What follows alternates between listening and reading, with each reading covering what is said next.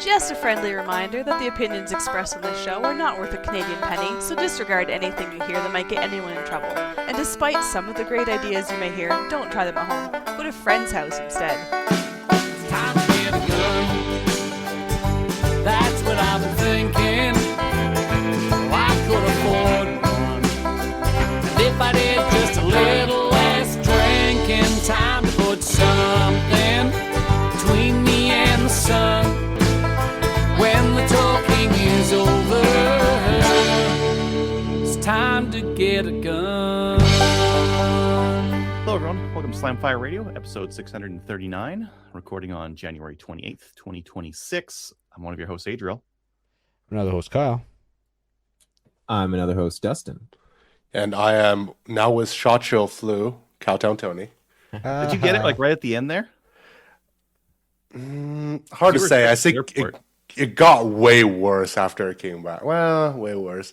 It's not as life-changing as some YouTuber may say it. It's just I'm really congested, at least for today.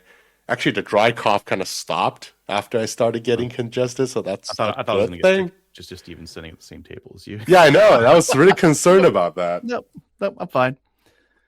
Yeah, we're back from SHOT Show. All four of us went. Dustin, Dave and Kelly weren't able to make it this year, but they don't like us. Maybe next year. Yeah. We've got a really long show for you guys. We're going to be talking about SHOT Show. We're going to be talking about the gun confiscation. I'm going to go first with what we did in guns because I'm going to make it real quick. Did a pal, did Vegas, did another pal. Who cares? I got what's in this case. I got the case too, separately. What's in the case? What's in the case? A Garmin Zero. Ooh, that's old news. C1. Oh. Does it come with the case or no? No, it doesn't. But this was on Amazon for like $10, so you want it. Nice and protected. Yeah, I like this one because you can just leave the tripod on and it's basic. Put a cord or whatever on the other side. It's a little bit bigger than it needs to be. I'm pretty sure they made it for something else, but whatever. That's pretty good. Would that fit in the like Stay Maxed case that we got, or did you get one of those from SHOT Show? I didn't get one of those. Ooh, okay. Well, you can show it when you're doing your what you did in guns. Sure. And then the other thing I got was these Briley shot shell caddies. They're very nice. Yeah. Oh, watch this. Oh, it just comes right off. Yeah, at the top, held in by magnets. And at the bottom, it's got like a little spot for the shotgun shell to sit in there, and it uses some spring pressure to kind of push it all together. So it's got a really great release, and hopefully that reduces the amount of time I go for my quad load and end up with a handful of shit. And that's all I did in guns this week. Tony, how about you? Well, I'm being sick still. That's great. So I probably could have went for a range day, but I didn't. You can see there is a Vortex Optics on top of that 1911 on YouTube today, so no touchy. But the adapter plate does fit. It was an O-side plate, RMR footprint, so RMR slide cut to RMSC dots, and it does fit the Vortex Defender CCW 6 MOA very well. So that's good, and probably be doing some work with it this year. I still haven't heard back from ISIC on how they want to requalify me. It shouldn't be that hard because I'm guessing they want to decide if they actually have to requalify me or not. I'm guessing that's a process. You can see more of what we've done in Vegas or at Staccato Range Day on our YouTube channel. Shot a few battle arm development BAD 3-pin ARs. That's very nice. Suppressed guns. That's very, very hot. We did get to see, as we were driving in, I was saying, I want to shoot, but I know that was a very tall order, a full auto 50 cal suppressed. We did get to see one, and we did get to see one fire. We got to see an M2 suppressed, optics mounted, full auto, chain fed, belt fed, of course. It was quite a combination, let's put it that way. And I think it was the only 50 gun on the line. It was suppressed. So, like there wasn't a lot of blast. So it was kind of an interesting situation there. Get to shoot some other guns. The Gen 12 shotgun, also full auto capable. It was very, very soft. And got to shoot a Staccato P. That's not bad. And we had a short review for the, I hope I get this right, the Staccato HD4 C4X was the comp on it. It was quite meh, in my opinion. And it was only when we were doing the editing, we found it was $3,600. So it was very expensive. But I don't know. That's like almost Alice pistol money. That's a lot of money for, Was it especially 3600? for. I thought it was more. No, you I might think be right. 3,600 was like the base price. 3,600 US, I think, MSRP. Yeah. Okay, yeah. Yeah, was- that was the base model. Right. And you can like up. I No, think no we dot. shot the top, I was going to Top say the Gun one we were too. playing with was like $5,000 or $6,000. something like that, because it had the like the barrel, the slide cuts that's hollow and stuff. So it was like the top grade gun, and for some reason there were two gun on the line, and one of them wasn't zeroed properly. So it was all kind of weird. But great thanks to Staccato for letting us play with a lot of guns. So that's pretty cool.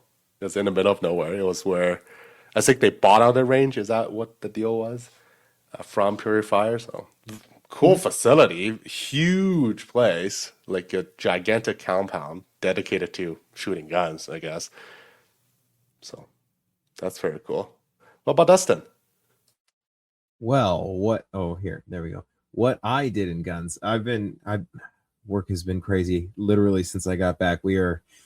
Got the lair all set up mostly. Moved a bunch of safes in there today, like 4 more safes, a bunch of other big metal gun boxes and everything else under the sun. So I'm tired. I obviously also came back from SHOT Show. You guys have already given the rundown. That was fun to be like 45 minutes from getting off a plane to having full auto suppressed machine guns of every flavor just available to us. That was good. I am my office is even more of a mess than usual. I've got slat wall and other bits. Working on a new background. So this The will be walls look last- very lightweight. That's very nice. They are, yeah. So this will be the last time everybody has to tolerate my messy office, and then you'll never know where I'm coming from because there's some intentions, there's some use. For There'll that be right not enough anime. That'll be horrible. Nah, it'll be sad, but it'll be okay. We'll put up instead. It'll be good. And yeah, that's for also other stuff just beyond just the podcast. But yeah, I think that's it. I'm my brain's cooked, boys. It's been a long day and a long week. Kyle, what did you get up to in guns? Well, SHOT Show. Yeah. Came away from SHOT Show with some stuff. So while we were there, I ended up picking up the big gun case for hauling some of the loaner guns. I got a very great SHOT Show floor deal on that because they didn't want to haul it back, and it's too big to bring in here to show. But Oh my god, who's the dealer? it was it's like an Italian dealer. It's Max. But I did not know that was a possibility. Okay. I figured out a couple things this year that I didn't realize the last 2. So there was that. He $500 for a $1,200 case. Ah. So that Cool. was sweet. And then on the last day, I actually scored some pretty good swag. So Yeah, I'll you probably did. I'll talk about it right now instead of in the main topic. So Save Your Equipment. They had their big release this year was a new sling bag. So they have a 3-liter and a 5-liter. And I had actually gone back to Savior to get a little touch up on video that Dustin and I had done, a little bit more detail on the release of the handle and everything. And they told me to come back later on to see if I could get one. So I did, and I got one. I'm so jealous. I actually wanted that bag. And they only had the gray ones though. They didn't have the bright colors, Dustin. So That's fair. I so still would don't feel so bad. And then also on Friday, I had gone back to Tyrant CNC because I had actually ran him out into him outside. Corey Martin, great guy. And did a little video with him, and then he gave me, and we're on YouTube, so I'm not touching the gun, but he gave me one of their grips Not touching the gun. and mag extension for the 365. So once I can touch, I will show that in a little bit more detail, and I will do a video on that and the sling bag. Cool. But What's the first review? Like, does it feel a little bit different? It feels aggressive, but not as like I don't know how I put it, like aggressive like it would catch your shirt. Like with this factory grip, Really? it's so fine that it's almost like sandpaper where it catches your shirt. And so I think it will be so I won't have to wear an undershirt with it. Because with the factory grip, I'd have to wear an undershirt because it would just rub my stomach raw. Interesting. Okay. So yeah, that was a few cool things on the Friday. So I learned that on Friday if you go around and ask real nice to people, which I almost had a belt from Core Essentials. They have a new competition belt setup coming out, and I almost had that in my hands, and from the sounds of it, might actually be coming my way. So Just go around and say, hey, I know I've just been taking stickers from you like this whole time, but you got anything else? yeah. I'll do a video about it. Well, that was part of it, was doing a video and then just, hey, basically ask them, hey, how can I get my hands on this today? Like that media badge, it helps. Xavier was also giving away gift cards on Friday and $200 off an order. So I have now ordered a new 2-gun case and to replace my 3-gun case, and then another just normal like 42-inch gun case and it cost me $25. So wow, no minimums too. Yeah, no minimum. Dude. So Friday is apparently where all the deals and good stuff happens at SHOT Show. I didn't realize that before. But yeah, I tried to get more stuff, but I tried getting more stuff out of them, but they wouldn't. So yeah, but can't be too greedy about it. Yeah, I did not get the SHOT Show flu or any kind of sickness or even soreness this year. Like I wasn't laid up at all this year, which last year I wasn't either. So that's 2 years in a row. So that's good. But yeah, I think those other people that get sick are just weak. Yeah. Agreed. Yeah, fair enough. Agreed. There's a demonstration of good physical fitness versus bad physical fitness. I don't know if you could accuse me of having better physical fitness than you, Tony, but Well, you do run BOA faster, so I think that's proof is in the pudding. I wish all of the listeners could have been in our room, Tony, when you showed up with that giant bag of Halls. Tony showed up with a full size like potato chip bag size like. It's not that bad. It was 90 It was of that them. big. Oh yeah, right. It was enormous. It looked like you had gone for, like we were on the strip, and it looked like he went to Costco and came back, and he was just eating them like candy for the whole. It was like, oh, he got sick. We're gonna have to stay away from Tony. It was called Walgreens, and it was freedom sized. Okay, everything's freedom sized in America. Yeah. And I learned that you can actually overdose on menthol, so probably don't have that. Apparently, it's limited to 1 per 2 hours. So yeah, reduce it. I did come back to a deep freeze though. Oh, Yeah. Oh yeah. We're driving back, and like it was the talk at the end of the show. There was people leaving early because there's this big winter storm that rolled through the southern and eastern states. And so when I left Friday, it was like, okay, I'm going to try and get ahead of this, and ran into the snow in Albuquerque, and it was snow-covered highway the rest of the way back home.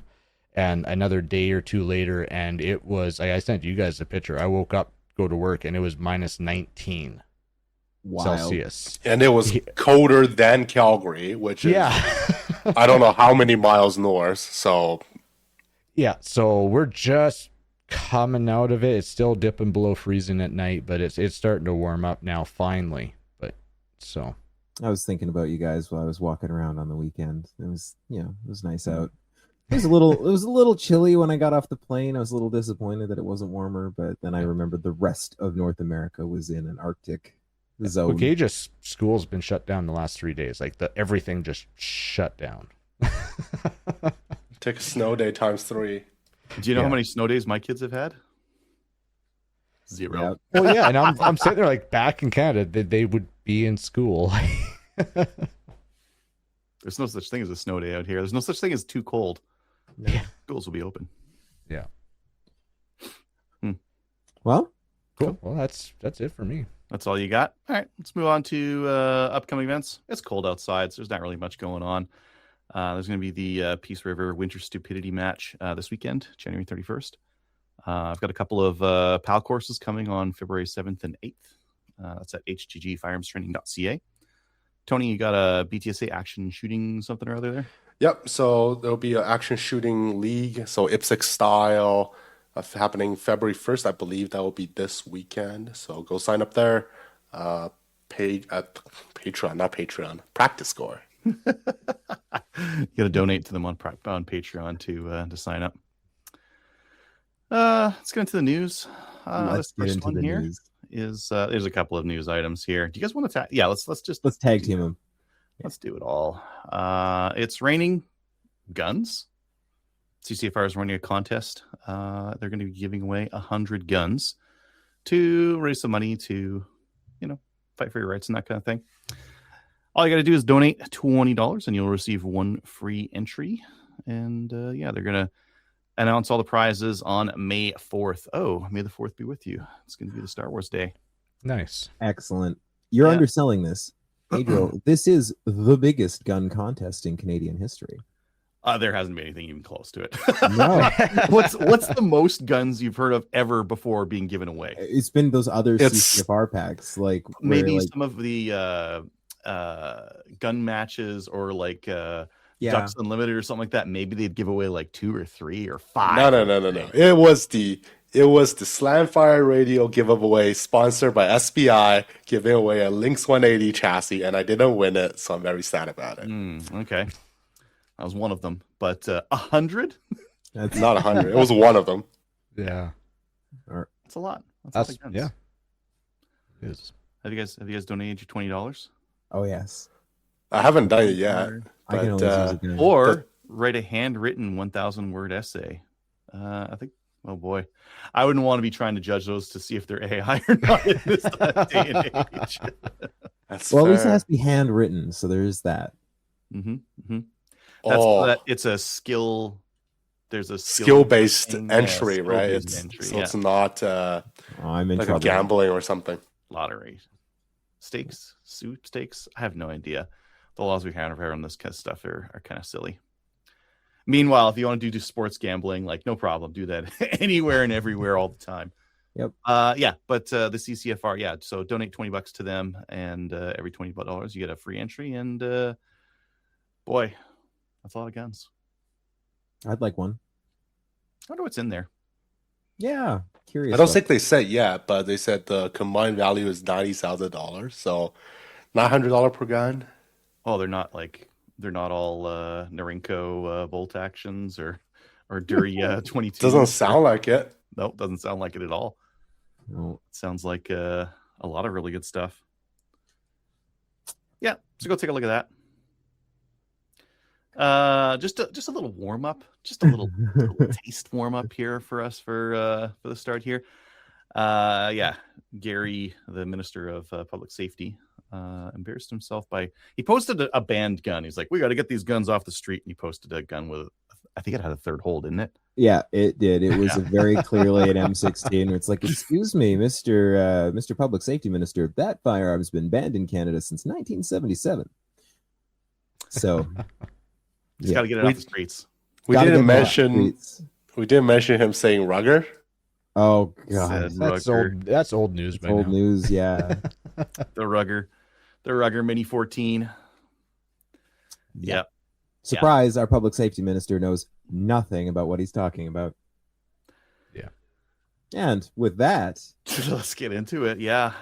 Buyback. Okay, so as we were flying out, so they announced it on what, like Saturday? On Saturday they announced Saturday Yeah. Saturday Uh, more yeah, Afternoon our time. It's like noon-ish. Yeah. I realize that the correct technical term is what they're calling it, a gun confiscation compensation program. I'm just going to say buyback for the rest of this, just because it's easier. Right. I'm not advocating for the term buyback. I'm just lazy. It's a But yeah, confiscation scheme. the buyback went live on Monday. So this is declaration. You can declare your naughty guns for the potential of compensation. By just declaring, it doesn't mean that you get money. You still have to set up an appointment to give them your naughty guns. And then Again, declaration does not guarantee compensation. And in fact, they don't have enough money for very many of them. Nope. Not at all. They're declaring bankruptcy. They're declaring. They don't have enough money. And but still, no one's still. The other bit of news that came out of this is that they only got 22,000 guns declared by Monday of this week. So that was their first announcement. That was their big number, 22,000. But that's not a lot. I would assume that for anything like this, you announce it, especially when you announce it and it's first come, first serve. There's going to be an initial huge surge of people trying to declare their guns so that they get in, so that they get paid back, and then a very quick drop off afterwards. So, like week 2, we're not going to see 22,000 guns declared. It's going to be much less, maybe 5, maybe 10,000. We're not. Who knows? But I'm going to guess 2,000. We're not going to see them. Look, they're not going to announce more numbers. I'm putting money down right now. I've got my $5 minimum table bet. They are not going to announce any more numbers as long as that number is low. And I think that number is going to be low. I don't think They're we're not going to hear. I think that's fair. Gary's going to be telling us too much more about the hundreds of guns that they... Yeah. I think I agree. I think if we don't see any numbers, which I really don't think we will, if we don't see any more updated numbers, I bet it's because uptake is incredibly low. Because 22,000 is not a lot. There's a million of these guns. At least a million of these guns out there. The estimate is between 1 and 3 million. I like the safe number of 2 million. I feel like that's a fair right in the middle of the estimates. The government's lowball estimate is 500,000. Yeah. Did they say how? What does that say about we respect gun owners? Our low ball estimate for what we've banned is 500,000. We've only budgeted for a fraction of that. Sorry, no, the 500,000 is for non-restricted. You have to put the 100,000 restricted on top, so it's 600,000. And that's the thing. They couldn't even get all the restricted declaration in there, and people know of the risk behind it. Yeah. Thing is, why are people declaring restricted? They already know about them. So you can grab your money and run, right? Oh, you have to be in line. Okay. I would chop them up in front of the police before I handed them over. Seems like most people would rather do that. Yep. Based on 22,000 only. Yep. Time is tough though. Some people might want to take their money and run. Some people. One little silver lining there. Less of our taxpayer dollars being wasted on something stupid. They're gonna find a way to use them all. There's more stupid stuff they'll spend money on anyway. Yeah, right. Look, I'm just trying to stay positive here. Goodness. Nah, I think this program is done. And they're not gonna. What do you think they're gonna shortchange it? Never. Even if the program is failure, they're gonna collect their money and run away with it. So expanding on this, let's just for a moment, because I don't entirely disagree with Tony. I kind of disagree in that I think that this particular liberal government is going to clutch onto this with a death grip that is impressive. But however, let's talk about, I believe the shortest way to discuss who is actually partaking of the gun ban in the gun ban currently would be just to name the 3 that we do actually know. And I believe that is Quebec, Winnipeg, and Halifax. Those are the 3. That's one people, province and two municipalities. 5,000 kilometers, and you've got one province and a couple of municipalities. How many police forces in Ontario alone have come out this week and said, "Yeah, we're not gonna take part in this"? I've tried to keep a running list I think I have it. I might Yeah, be I missing think you some, do. but as of right now, the OPP. So for police forces, OPP, Toronto Police, Saugeen, Barrie, Kawartha Lakes, Brantford, Durham, Charlottetown, Sarnia, Peterborough, Woodstock, LaSalle in Quebec. That's the Wild. we have. Whoa, Yeah, how does that those work? the municipalities are like, we're not participating. Yep. Um, Adriel, tell me about the provinces that are either not participating or not interested and or fully getting in the way. Well, that fully getting in the way, Alberta and Saskatchewan. God bless the prairies. There will be no confiscation or compensation here in Alberta or Saskatchewan. In terms of not participating, the Yukon's not participating. Manitoba, that was a surprise. Right. Rob Canoe came out and said, like, yeah, we're not going to do that. Or not Wob, but like his minister said, we're not going to be participating. That was kind of wild because you would think NDP would be supporting of it, but apparently the police have just like all these police forces have said, we got better shit to do, I think is the long and short of it. Yep. Yeah, they got better things to do. Sorry, what did I say? Yukon, Manitoba, Northwest Territories, Newfoundland, and Labrador. Ford complained about it. He got on TV and complained about it, but he didn't say that they're not participating as a province. Yeah, he stopped short of saying that. But the OPP said they're not. I don't know who else Ford would tell not to do this. Yeah. Like, yeah. I don't know. Like, de facto, looking at the most of the police in that province and having the premier say, hey, we're standing with gun owners. I mean, you could kind of softly put Ontario right on the edge of also not participating. Got lots of municipalities now. Just to meter people's expectations a little bit, the police forces, when they say they're not participating in the confiscation compensation program is usually what they're saying. Yeah. So after October 31st, everyone's who's in possession of these firearms is breaking the law. They're all subject to possession of a prohibited firearms charges, right? Now, in some provinces, like Alberta and Saskatchewan, the attorney generals there have said, "Hey, don't charge people for this, where it's not in the public interest." But other provinces, not so much. And this was a criminal charge that had a 3-year mandatory minimum before pretty much all the mandatory minimums got struck down.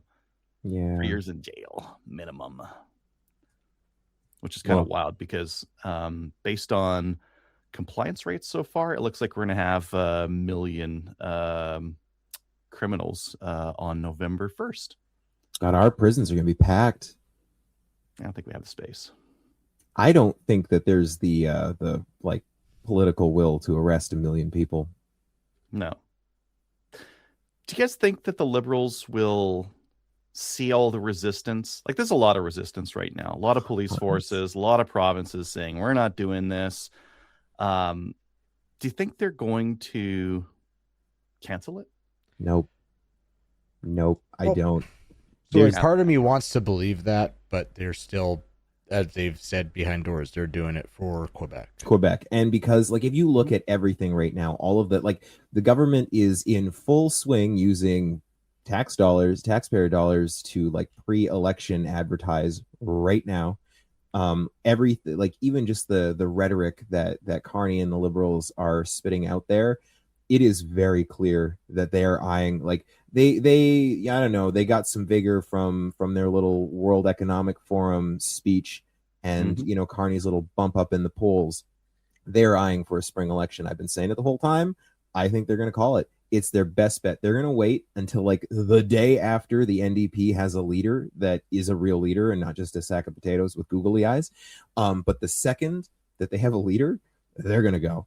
They're going to go right then, because after that, every day the NDP is going to take just a little bit from them, and they don't need to lose a lot. Like, this last election, you can say what you want, but this last election was won by the Liberals by like 20,000 votes spread over, a couple dozen ridings.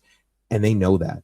And the NDP did terrible. The NDP didn't perform at all. Like, if they perform, even if the NDP in those ridings just gets 5% more in those ridings, the Conservatives win them. every time. There's a bunch of them that the Conservatives could still win. And as much as you can see all the rhetoric on CTV, CBC, all the talking heads who are like, well, like it's a tight race, but Carney's still got, like, it is actually a knife fight.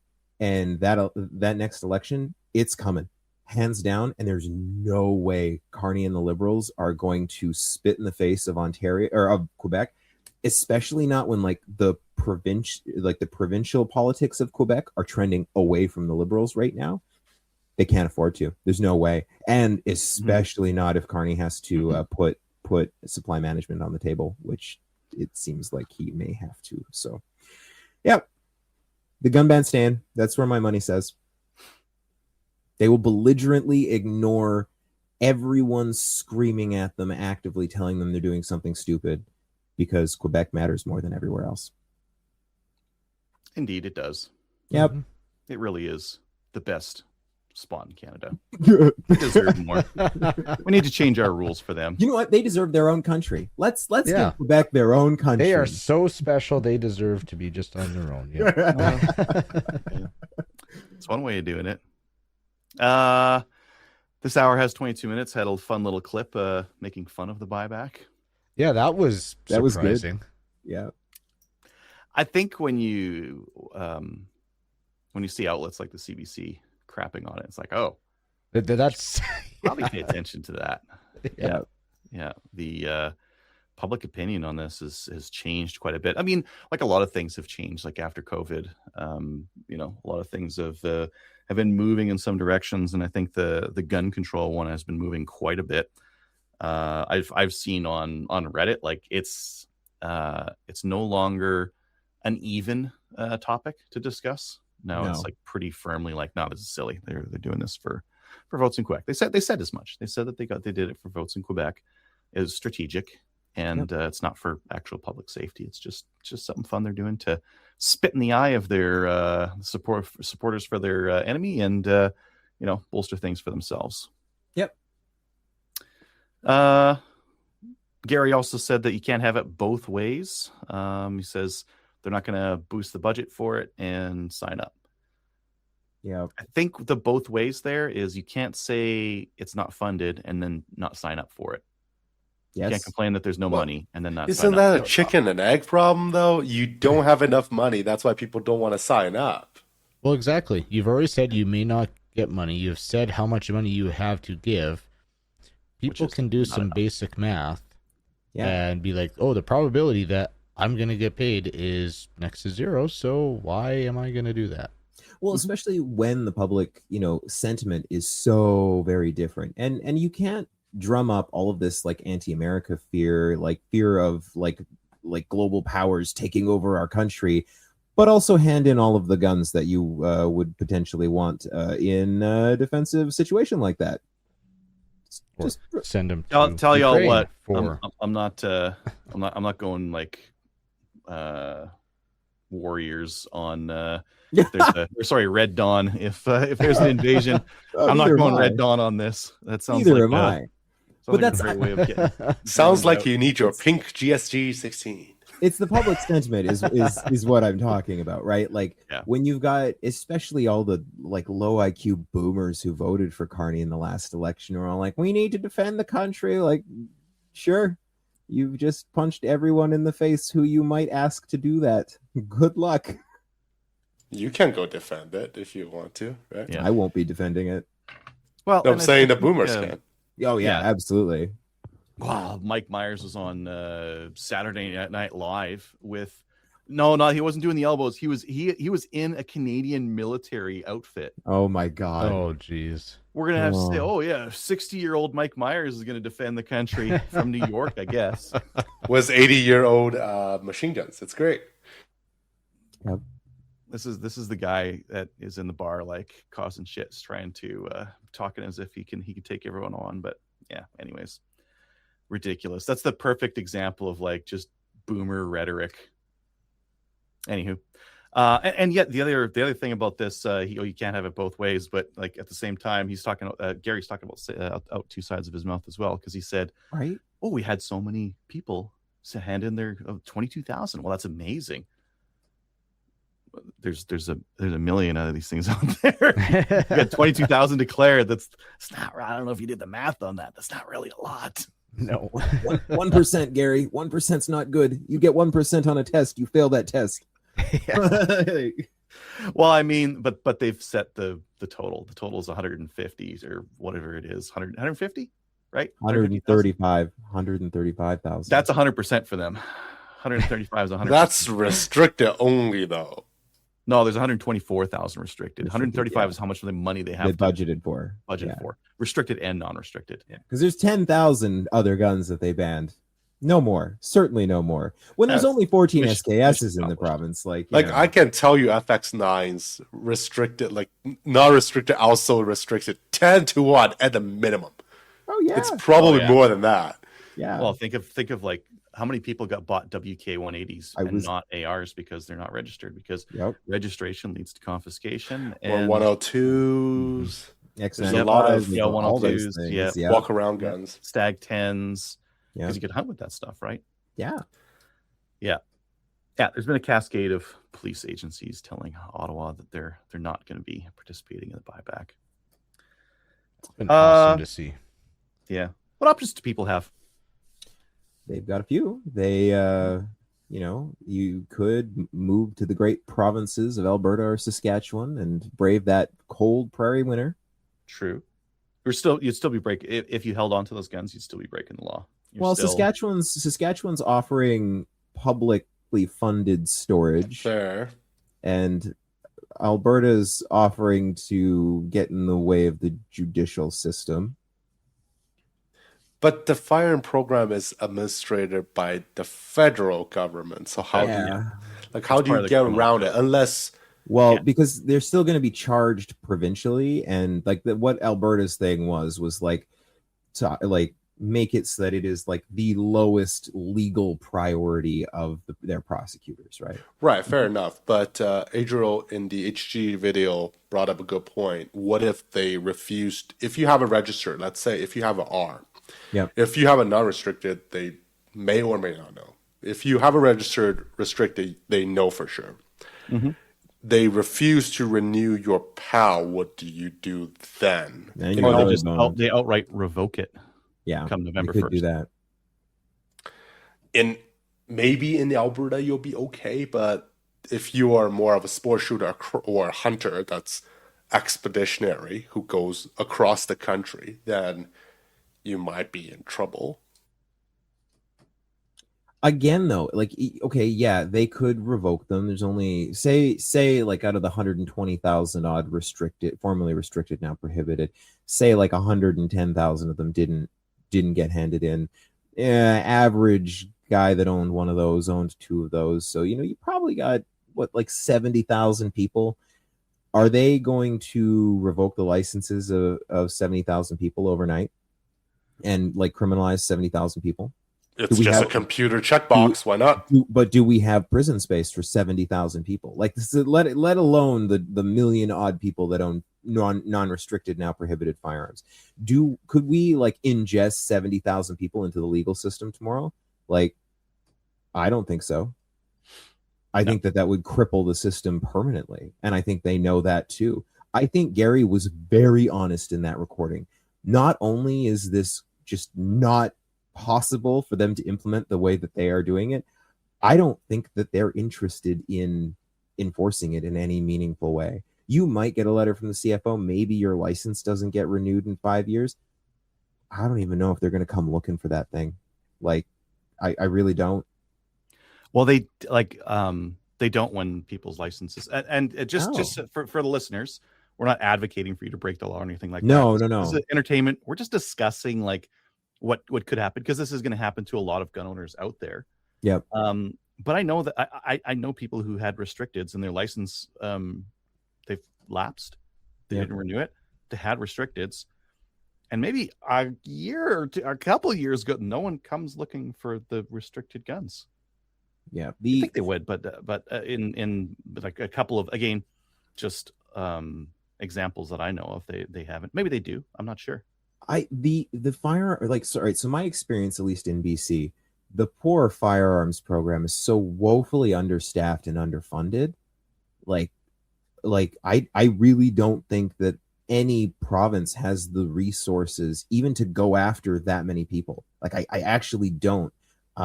That's not, again, this is not me advocating. We've got other things on the list here, other, what are, strategies and or loopholes. And I firmly stand, if I was not in the like sort of semi-protected category that I am, I will wait for the next election because I believe one is coming in the spring. If we lose that one too, I would 100% run the receivers that were registered through a chop saw and hand in those bits. Like, you want the lower receivers for my AR-15? There you go. Let's not pretend like this isn't the easiest thing in the world for somebody to make one if they wanted to. Like, well, if you're not turning in for compensation, you can destroy and just verify them as destroyed, right?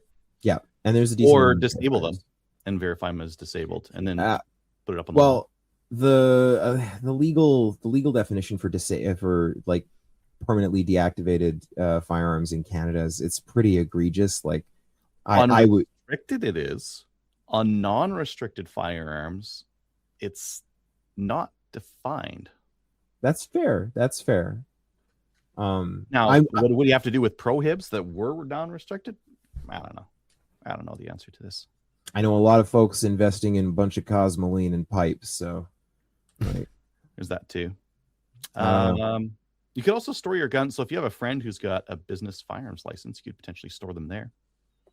Yeah. Although it's hard for them to go back. Are we launching a Patreon service yet? Nope. Nope. Not rocking that boat, man. No. But yeah, if you know someone, well, like a friend or a business, like there's a decent amount of businesses that do actually have prohib licenses. That is an option. I don't know. I guess aside from that, so we talked about disable, like having a gunsmith disable it or whatever the requirements are on that. There's also destroy and dump them. Yeah. I don't know what the requirements are on that. I know you have to report it, but I was actually looking this up because for that video that Tony was talking about, so I put out a video on this, just kind of discussing some different things, and I did look up some people who had been charged around destroying firearms, and it was typically their brother murdered someone with a handgun, and then they gave him the handgun and they destroyed it. And it's you destroyed. That's destroy evidence, though. That's different. No, I don't think there's anything. They said destroying a prohibited firearm a restricted firearm in that case without notifying them. They had to notify, right? That's the part, because if your gun is lost or destroyed, you do have a duty to report that within 30 days. But like, again, like if it were me, not 30 days. I thought it was 30. 30 is it instant? for 30 for an address move? Oh, okay. If you destroy a gun, you have to let them know right away, or lose a gun, or a gun stolen. All right away. I thankfully haven't lost one, but I mean, honestly, if it were me and I was truly worried, especially with those formally registered ones, 2 days before, it would probably be 2 days before, like October 28th, I'd sit there with the chop saw, run it over the receivers. That's the bit I got to hand in. Yep. Go to my local police station. Here's your chunk of metal.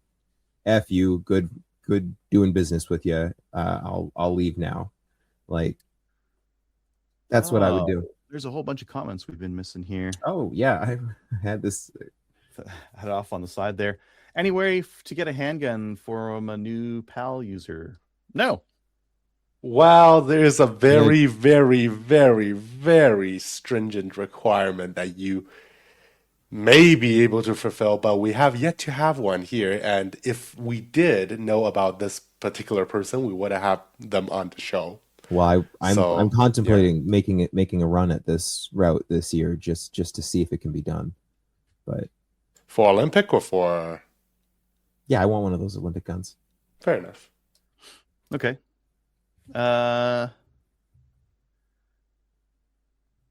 Some other comments here. No need to jail anyone. Would you get your guns to go anywhere shooting without a license?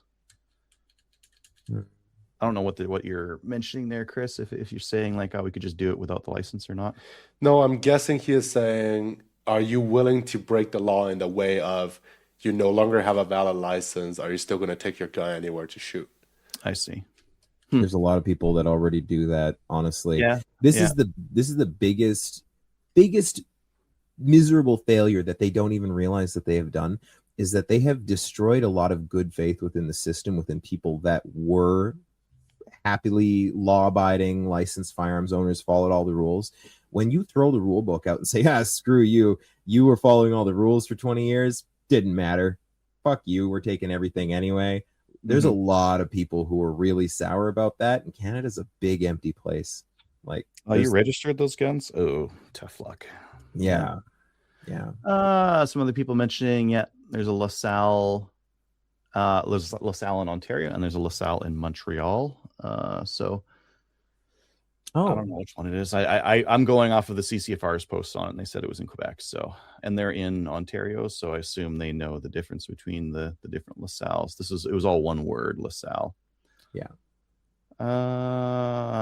Mike was saying that you got to slam vitamin C in the morning for SHOT Show to make sure that at a young age, I remembered a warning label on vitamin C supplements that you can have scurvy by over consuming vitamin C products.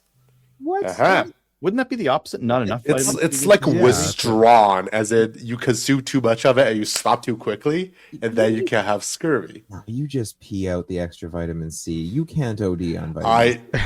I do what I was told. Okay. Dang. Not medical advice. I'm just saying. Let's get away from the vitamin C. Yeah. Adrian's mentioning being a Canadian going to SHOT Show would just piss me off. Yeah. Yeah, we call you Tony. Tony was Eeyore for the first day that we were there. It was it looked like I go to Chinese night market. I see Chinese optic here, there, everywhere. All the Chinese people try to hang out with me because I look Chinese. 过来，很便宜吧? Yeah, but we're wandering around in the biggest like gun trade show in North America. Oh, I can't have any of this. Oh, this is super lame. Like sounds like some of the people commenting on our videos. I'm like, geez, you guys, like, I get it was a big difference. The suppressors. I get Fair it. enough.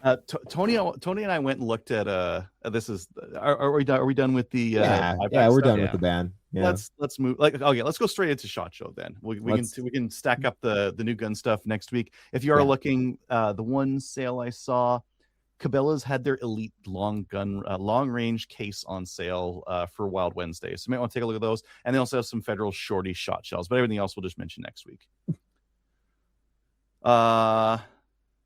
So many suppressors at SHOT Show. Yeah. Everyone and their dog is making a suppressor. It's just like, what is going on? Well, and what's wild is that's just on a $0 tax stamp. They're still registered. Imagine what's going to happen when they're no longer registered. Yeah. Just look at the people. Who was it that registered a potato? Yeah, I saw that. That was great. Suppressors everywhere. And like a wide variety of them. This looks like a gold rush. I bet you there's going to be some companies that are going to lose their shirt on the suppressors just because there's so many people going for it. The Lyman ones looked cool because they were lightweight, like they were aluminum. They're not going to be like heavy duty. How long are they going to last though? Well, I guess it all don't shoot a lot. I guess it depends on the shooting schedule. If you're hunting, 1-2 shots, you're done. But yeah, if they were giving out free suppressor coupons in the lobby, all you had to do. Are you kidding me? All you had to do is pay the shipping. Yeah. Yep, they were. Yeah. Lots of suppressors. Should have got one of those. Tony and I were looking at these little oval ones that you'd use for like a 22 or a 17 HMR that this one dude was making, and those. Yeah. Like to be able to shoot gophers, 17 HMR is a little bit too sharp. You need hearing protection. A lot of time with 22, I'll use standard velocity, and I won't use hearing protection. I know I'm supposed to, but I don't. I use standard velocity ammo, and I don't. It would be so nice to use 17 HMR with a suppressor and not have to wear hearing protection. Because when I'm hunting gophers, it's usually hot. It's usually like 30 degrees, sun beating down on you, hot Alberta summer. I don't want to be wearing earmuffs over top of my ears. No. Yeah. I was absolutely floored by how many suppressors there were that you could just run stock ammo out of and get that sound reduction. I was really impressed. I don't know. It's Yeah. the future. Yeah. And it's too bad we can't have them, because it feels terrible going to the States, shooting all those suppressors and being like, oh man, my hearing would be safe, and my people, the neighbors around the range wouldn't be so upset. Yeah. And no, not so much. No, suppressors are only for assassins. That is the only use for them. One thing, so we mentioned, like, we saw some aluminum, some titanium, like all sorts of cool stuff. But there was a lot of 3D printed, like metal 3D printed ones. Yeah, the additive manufacturing. And not, I didn't know speak of the that devil. technology was. Mike's mentioning titanium cans for $90 because there's printing and they're not wasting any material. Yep. I didn't know that technology was so ready to create. I knew like metal additive printing. You could make stuff. I didn't know it was gotten to a point where it was so cheap that it was now cost competitive with making this kind of stuff. Yep. And we're another year or two away from it being tabletop. Like, you can just have it in your garage. Gun control's dead anyways. They just don't know it yet. Like, for real. No, you're laughing. I'm serious. Like, the additive, like, I've been keeping an eye on the additive manufacturing side of things, because like it's useful for other parts of work and stuff. It is absolutely wild. Another couple of years, and people are just going to be making themselves guns start to finish just at home. There will be no stopping them. Like, I don't know how you stopped something like that. A software ban? Like, well, wasn't some states saying was doing that? Yeah, but we are also in this realm where you can now like have a $20 subscription to Claude and get it to build you the software that you need, a couple of plugins for some like 3D modeling engines, and you're off to the races. There's no stopping it. They can try. I know Washington's trying real hard on their 3D printer and like database ban. There's something. Should probably change the topic because this sounds like something. Sorry. Get flagged for anyway. Nuked out of orbit on some of these different platforms. But yeah, that stuff's out there. Yeah. Anyway, Kyle and I noticed this last year, but this year it's just, and Tony got it full frontal. Everyone is selling white labeled scopes and red dots from the same factories in China and Japan. Everyone. The fact, like the number of companies that last year had no red dots and no technology in red dots, and this year they have a full line of red dots. Yep. They're all white labeled. They're all just white labeled from those same companies. They change a couple buttons here and there, and the shape of this and the reticle options, and with all these things rolled as a dice into a character creator, they make their red dots. And I think that the big brands are just better at marketing, because now it seems like all the cheap scopes are made in China now. All the like mid-tier ones are Japan, and there's some Philippines, and we're at the very, very top. Most expensive ones are like in the US and that kind of thing, or Europe for that matter, right? There was a reason we speed ran the downstairs of the convention. It was so much of the same stuff. It was like knife maker, oh there's CNC parts, oh Chinese optics company, knife maker, CNC parts. Like I don't know, there was a lot of the same down That's there. unfortunate though, because a lot of our Canadian friends are downstairs. Well, we went and hung out with them. Yeah, that's, I guess maybe it's a benefit in that sense, where you pass through something unique, you will stop for it. Kodiak had one of the biggest like footage wise booths down there. It was honestly, it was nice hanging out at their booth just because it wasn't claustrophobic as all heck. Like walking in and like up and down those aisles was really tight. And I think they have a corner spot too, so They that did. does help. They There's some cool stuff. They have some like chassis builds for the Turkish like Shaka recoil Type 223 semi-auto. So Yadler. Alcor. Alcor. Yeah. I liked it. It's not on offer yet. Like they're still working on it, but I would consider it. So for our listeners, it's a full receiver replacement. To make it better, put a rail on top, do a couple of other things, and one of their things, they had a little trigger pack that had a bolt hold open, and a couple of other things on it I can't remember. Maybe bolt hold open, AR pistol grip, AR stock, and you'll see in the videos that we put out that those are out there. Mike says the coolest stuff is in the basement. Trick is finding it. Diamonds in the rough everywhere. Mike, I am going to disagree with you. All of the coolest 9mm sub guns that I got to handle were all on the main floor. So, well, I think what he's saying is like a lot of the most innovative stuff you're going to find downstairs. Or at the very top, there was like we missed a couple of things that were really interesting. That Arsenal Dragon. Yeah, that one you talked to me. I'm like, you talked me out of going there. One. Yeah, I thought it was the Arsenal one. I looked at it, I'm like, oh yeah, it's that low bore axis Russian thing. No, it was some American like nut job had made like these crazy handguns that are like you take them apart and they're super low bore axis and I watched a video and it was amazing. Did you see their stuff, Kyle? No, I didn't make it over there. You talked me out of it. oh my god. I'm a mistake. It was on my list, and you were very adamant that we looked at it the year before. Yeah, because we looked at the Strike Arsenal thing from last year, Strike One Arsenal, but this was an Arsenal Dragon, and it wasn't the same thing. It was in fact this other guy. It would be really interesting to take a look at that because they are selling it as a competition gun. Like in their write-up, it was as a competition gun. Well, it's a non-reciprocating dot, so the only division you can shoot that in is open. Limited optics. Or like whatever 3-gun outlaw. Yeah, limited optics. That doesn't care about that kind of thing. Actually, can you shoot it in limited optics? I don't. Maybe know not. I don't know if Maybe there's a not. stipulation on reciprocating dot in limited optics. Everyone just be a does rule. it. You shouldn't have to have okay. Production optics, you have to have reciprocating. What I'm saying is, I don't think that should be a rule. Like, Right.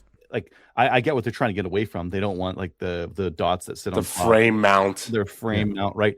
But if it's like built into the top of the gun and it's reasonable that you could carry it, it should be production okay. Oh yeah, no, I agree with you for sure. You're gonna get some ridiculous stuff like the Alien and that kind of thing. But I feel like the Alien limited optics slide also have a reciprocating dot, but the Alien, correct? After now. IPSC put the rule in, the next year Alien fixed that, and now you can get a reciprocating dot slide on the Alien. Mm-hmm. Yeah. So there was a question here. Any products that will make their way to Canada that you saw? Happy that you asked. There was lots of stuff there. We did do a hilariously kind of rough video at the Daria booth. Boy, you'd think somebody at that booth would know a thing about the guns they were selling, but they did not. However, there was a fun little pump gun, a little 22 pump gun that takes TM22 mags that you get with your like all your Darias and stuff, which I thought was really neat. It was really kind of reminiscent to the old Henry pump guns that are like really expensive now. Like go try and find a little pump 22 for less than $800. And Daria has one. Takes the Rossies are cheap. Yeah, I guess, but I haven't seen many of them around either. No, I see a few. Well, I think me and Adriel did a maybe slightly less rough video because we interviewed ourselves. But we didn't see the pump 9mm. We didn't see the bolt action 9mm Glock mag, pretty decent dog leg on the mag release.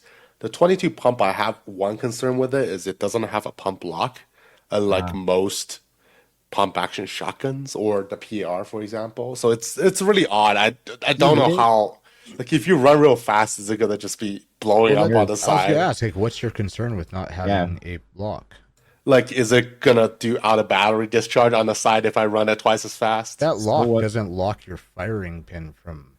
But it gives a slightly lock time for me before I can like start extracting again. I don't know.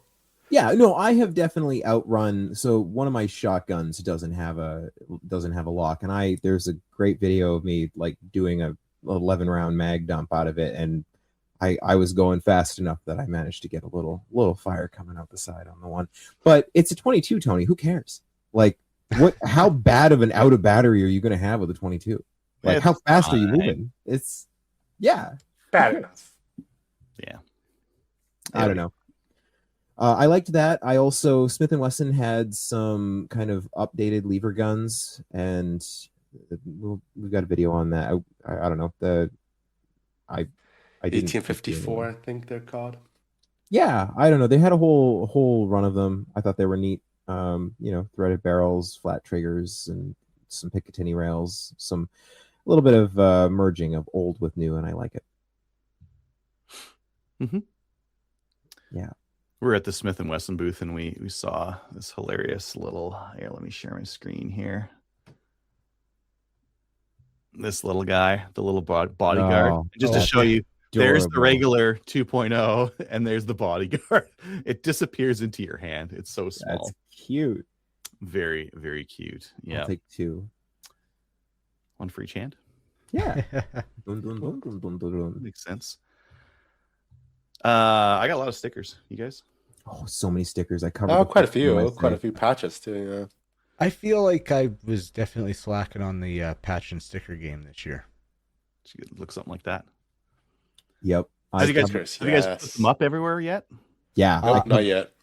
I actually finally started dipping into my sticker stash, and I completely covered the cover for that big gun case. So. That was quick. Well, I mean, you had a surface. I kind of did the same. I had some stickers on my safe, but the entire front of my safe is now plastered with stickers, as is my laptop, which was completely unmarred before. So, ooh. Yeah, I had to be careful. I had to be picky about the ones on my laptop because I was like, oh, this is still a work computer. There's people that are sensitive. There's definitely some gun stickers on it, but it's fine. Yeah. My laptop is used for gun stuff, so it's covered. It's okay. And my door is still not covered. I had a couple of PAL cases that I used to take guns out to PAL courses, and I covered every non-wear surface on it. And my gun bin over here is now pretty well covered. Yeah, it's pretty covered. Yeah. Like, this is my sticker bag now. Oh wait, let me put the screen on you. I got them. So yeah, that's my sticker bag now. I'm so glad I didn't grab one of those bags. I didn't have That's full of stickers. And then this is now patches, so I need to. Oh my god, Jesus! I need a bigger patch wall. Gotta bump those numbers up. Yeah, I think a patch wall is the way to go. Because I stick on my door there. I stick Velcro, and then I have to stick it all to that. But a wall would probably make more sense. I have a plan for my patches. It's coming soon. Right. Yeah. Other cool stuff. I'll talk about the 1022 real quick. We got a video on it, but it's plasticky feeling. It's a good practical iteration of the design. The changes they made. BX trigger pack for free. Everyone gets a BX trigger. That gun's gonna be more expensive than the old 1022. Fair enough. Yeah. But no more upgrades. It's gonna slingshot your stuff. You'll have M-lock slots. It's improvement. It is. I think the coolest thing I saw in terms of a gun was probably the CVA Endura. It's a smokeless muzzleloader, and we haven't actually had one of those in a long time. The Savage was the last one. They had, I think, their 10 ML. Yeah, 10 muzzleloader. They had like a Model 10 bolt action. It was a muzzleloader. You could put smokeless in it. It could produce like silly power. They stopped making it. And now CVA is making one that is all kinds of cool. And that's kind of surprising saying for a muzzleloader, but yeah, that CVA was an interesting one for sure. Yeah. It's bolt action, but the bolt is just to put the primer in. And the bolt, the face is magnetic, so you can stick the large rifle primer, which is what it takes, not a shotgun primer, and then run the bolt in. That insert that they had was tungsten carbide, so a super strong insert. And they mentioned that they were getting outrageous power numbers out of this thing, like 2,700 FPS out of a muzzleloader with big 300 grain bullets. That's like 50 cal bullets. That's 330 UA range. You're building yourself quite a little cannon at that point. Like, it's gonna hurt in some jurisdictions. No moving parts. with no muzzle brake on a 338 Lapua, like it hurts. It's a painful amount of recoil. Yeah. That's this thing doesn't have a muzzle. Well, no, it was threaded. I think it had a Muzzle was brake, yeah. threaded. So you could put a brake on it. You might be able to put a suppressor on it too. So that was the thing you were most excited about that you saw at SHOT Show? I think it was the most innovative thing because they most don't innovative. exist. That's a category of gun that does not have anything on the market right now. I would Fair. be interested. I don't know if I would want to buy one just because it's very expensive for a very niche shooting activity. The guy we were talking to, that Tony and I were talking to, he's like muzzle loader competitive shooter that they like had at the booth. He wasn't like a CVA salesperson. He was like a competitive shooter that shoots it. And he's like, oh yeah, he's nerding out on us, talking about winning competitions with this thing. Well, it's like, is he playing Tony's rules? He's shooting competitions by himself, so he's just de facto the winner. I think if you're doing a muzzleloader competition and you show up with a bolt action and you're using smokeless, and everyone else is using Pyrex and real black, got a little bit of an advantage running- there. I don't know if cheating is okay, but I guess it is. I just don't know what a you're muzzle rolling loader. those guys. I don't know what a muzzle loader competition even looks like. It probably looks like F class, but you have to reload at a specific spot every single time. I'm Interest? guessing. Maybe it's like Yes. interest. Oh yeah, maybe. Yeah. Maybe, Yeah, he was I need to- mentioning a little bit about like, yeah, so you pull the rifle down and you load it with the muzzle pointing up, then you put it down range, and then you put your cap in or your primer in. So he was telling us about the procedures around it. It's kind of cool. There were competitive shooters at some of the booths, like Cadex had the Furlong team there, Rob Furlong's long range shooters. I think Apex. Did Apex have some competitive shooters there? I'd imagine they did. Yeah. Most of their guys on the floor were PRS competitive shooters. Yeah, and a lot of the other booths had competitive shooters. I like talking to competitive shooters. Yeah, fun people. Nerd out with you. Yeah. What was the coolest thing you guys saw? I have mine in the barrel. All right. All right. So for me, it was the Zenith booth was like right through the doors, and I like laser sighted in. It was funny. Like Kyle was like ready to head. I was like, no. There's pretty little sub guns over here, and they the ZF9 G and S. The G stood for Glock. The S stood for Scorpion. So this is a little 9mm pistol. Heavy air quotes on pistol, but technically it's their pistol. Like maybe it had a 5-inch barrel. It had all of the ambidextrous, like modern firearms manual of arms that you would want in this tiny little compact form. Shoots 9mm. Had an HK slap with a non-reciprocating charging handle on top of it all, and the collapsible brace that you could get for it. Like the whole gun together, like with the brace, I think they said the MSRP was right around like $1,600 US, but still I was like, oh, this is beautiful. I love little sub guns, but like it was metal. Everything about it was perfect. Apart from the one that I was playing with, I think in the video was the G, because I liked the collapsible stock. They had so they had two different forms of collapsible stocks. They had one that was like the MP5 style that you pull out, and the other one that was a folder. Collapsible braces. Let me use the correct nomenclature. But they had the folder on the S for the Scorpion, which is the mag type I would much prefer. I like the pattern, how it looks. It actually makes it look like a little Scorpion. But I really, really loved the little MP5 collapsible stock a lot. That just like kind of just goes into it. And knowing that that's a pistol, it was suppressor ready on top of it. You just like, yeah, you could have one of those in a bag and have it out and deployed in a second. And it was tiny and awesome. And I want it. Yeah. Mike was saying the Beretta AX800 was interesting. Polymer receiver. That's just like the Novus 3, though. You know the next level is going to be a semi-auto in that. Or here, I'll do a blast from the past here. The Remington 887 Nitro Mag. Oh, this was man. also a polymer stock. When did I do this review? It's This not is semi-auto, around though.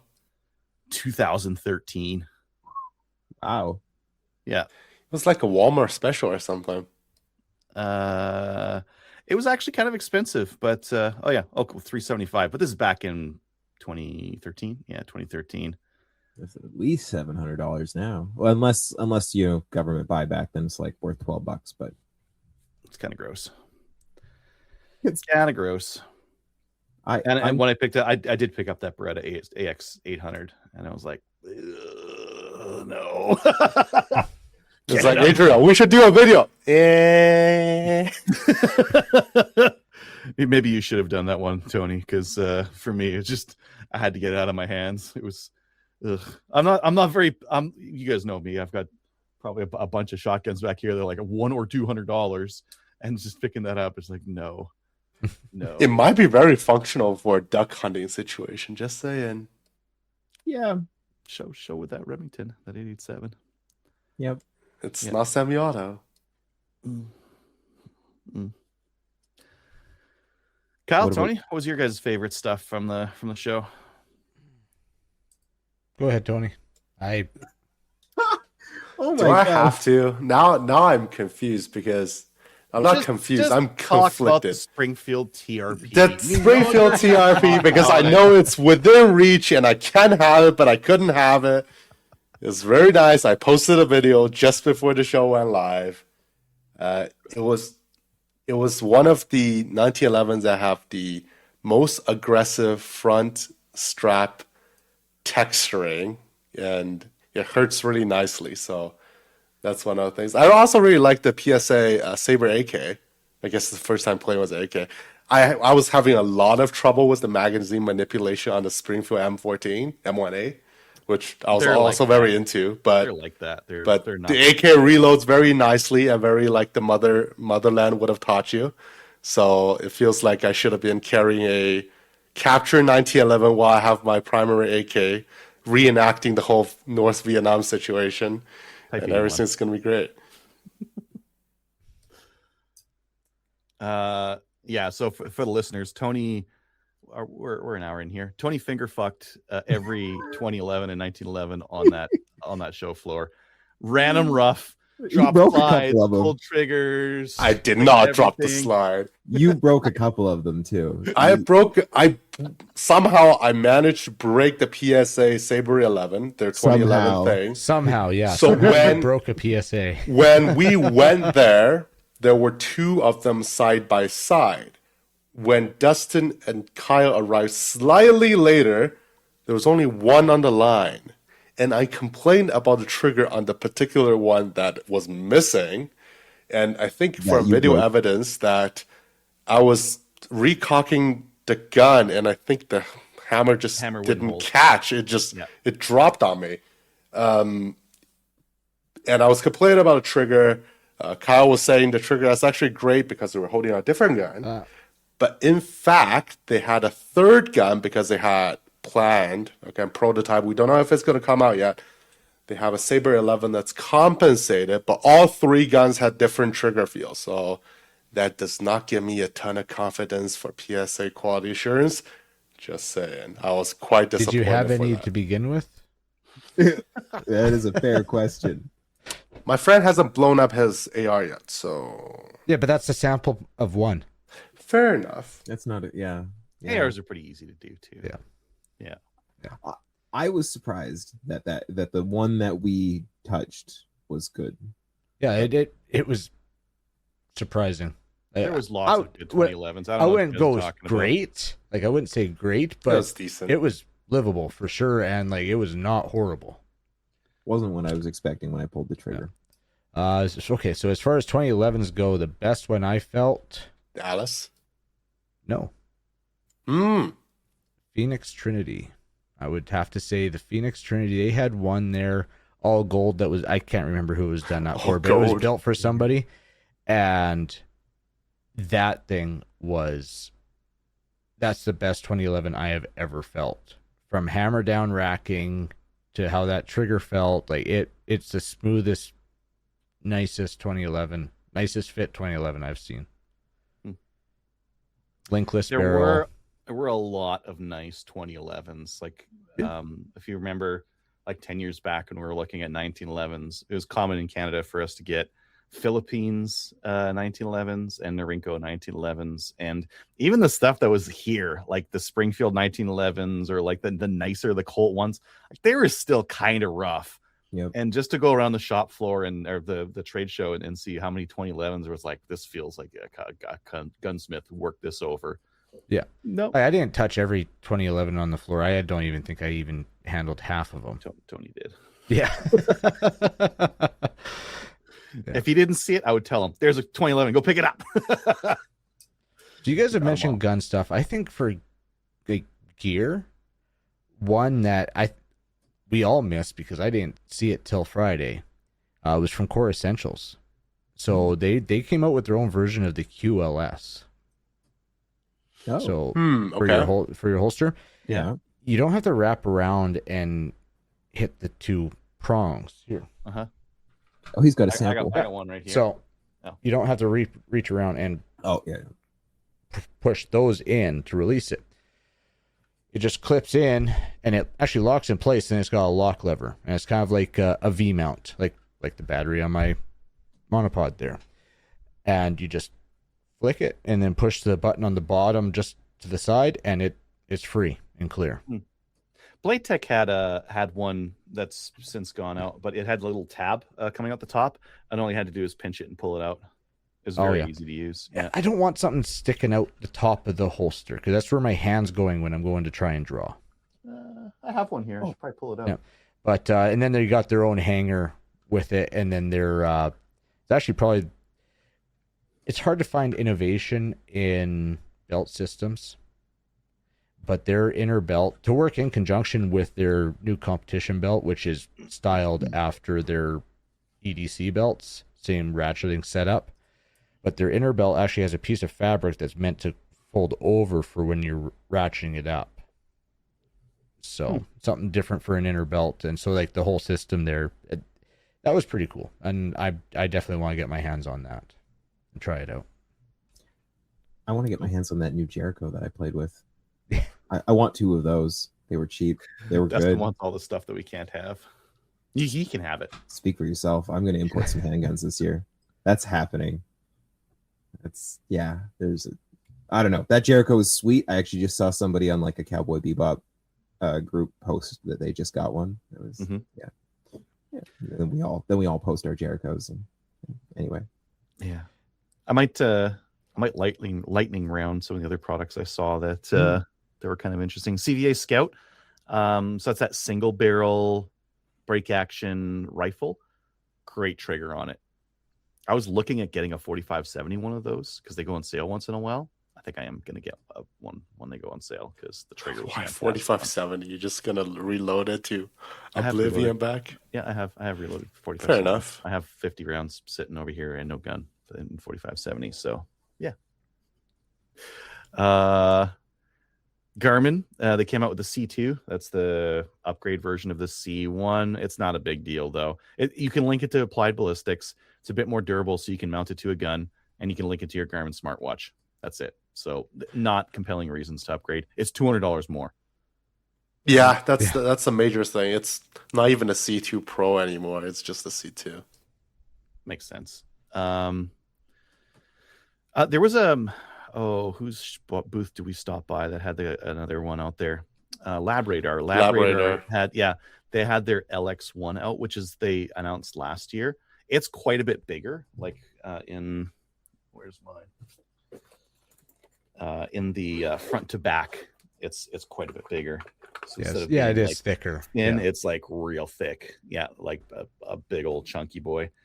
But it's also got more features than either the Garmin or the Athlon. So it calculates if you put it right behind the gun and it's got 25, it'll actually measure the velocity as it's going down up to 25 meters away, and it'll give you the G1, G7, like the BC, the tested, measured BC out of that bullet, which should get you out there pretty far.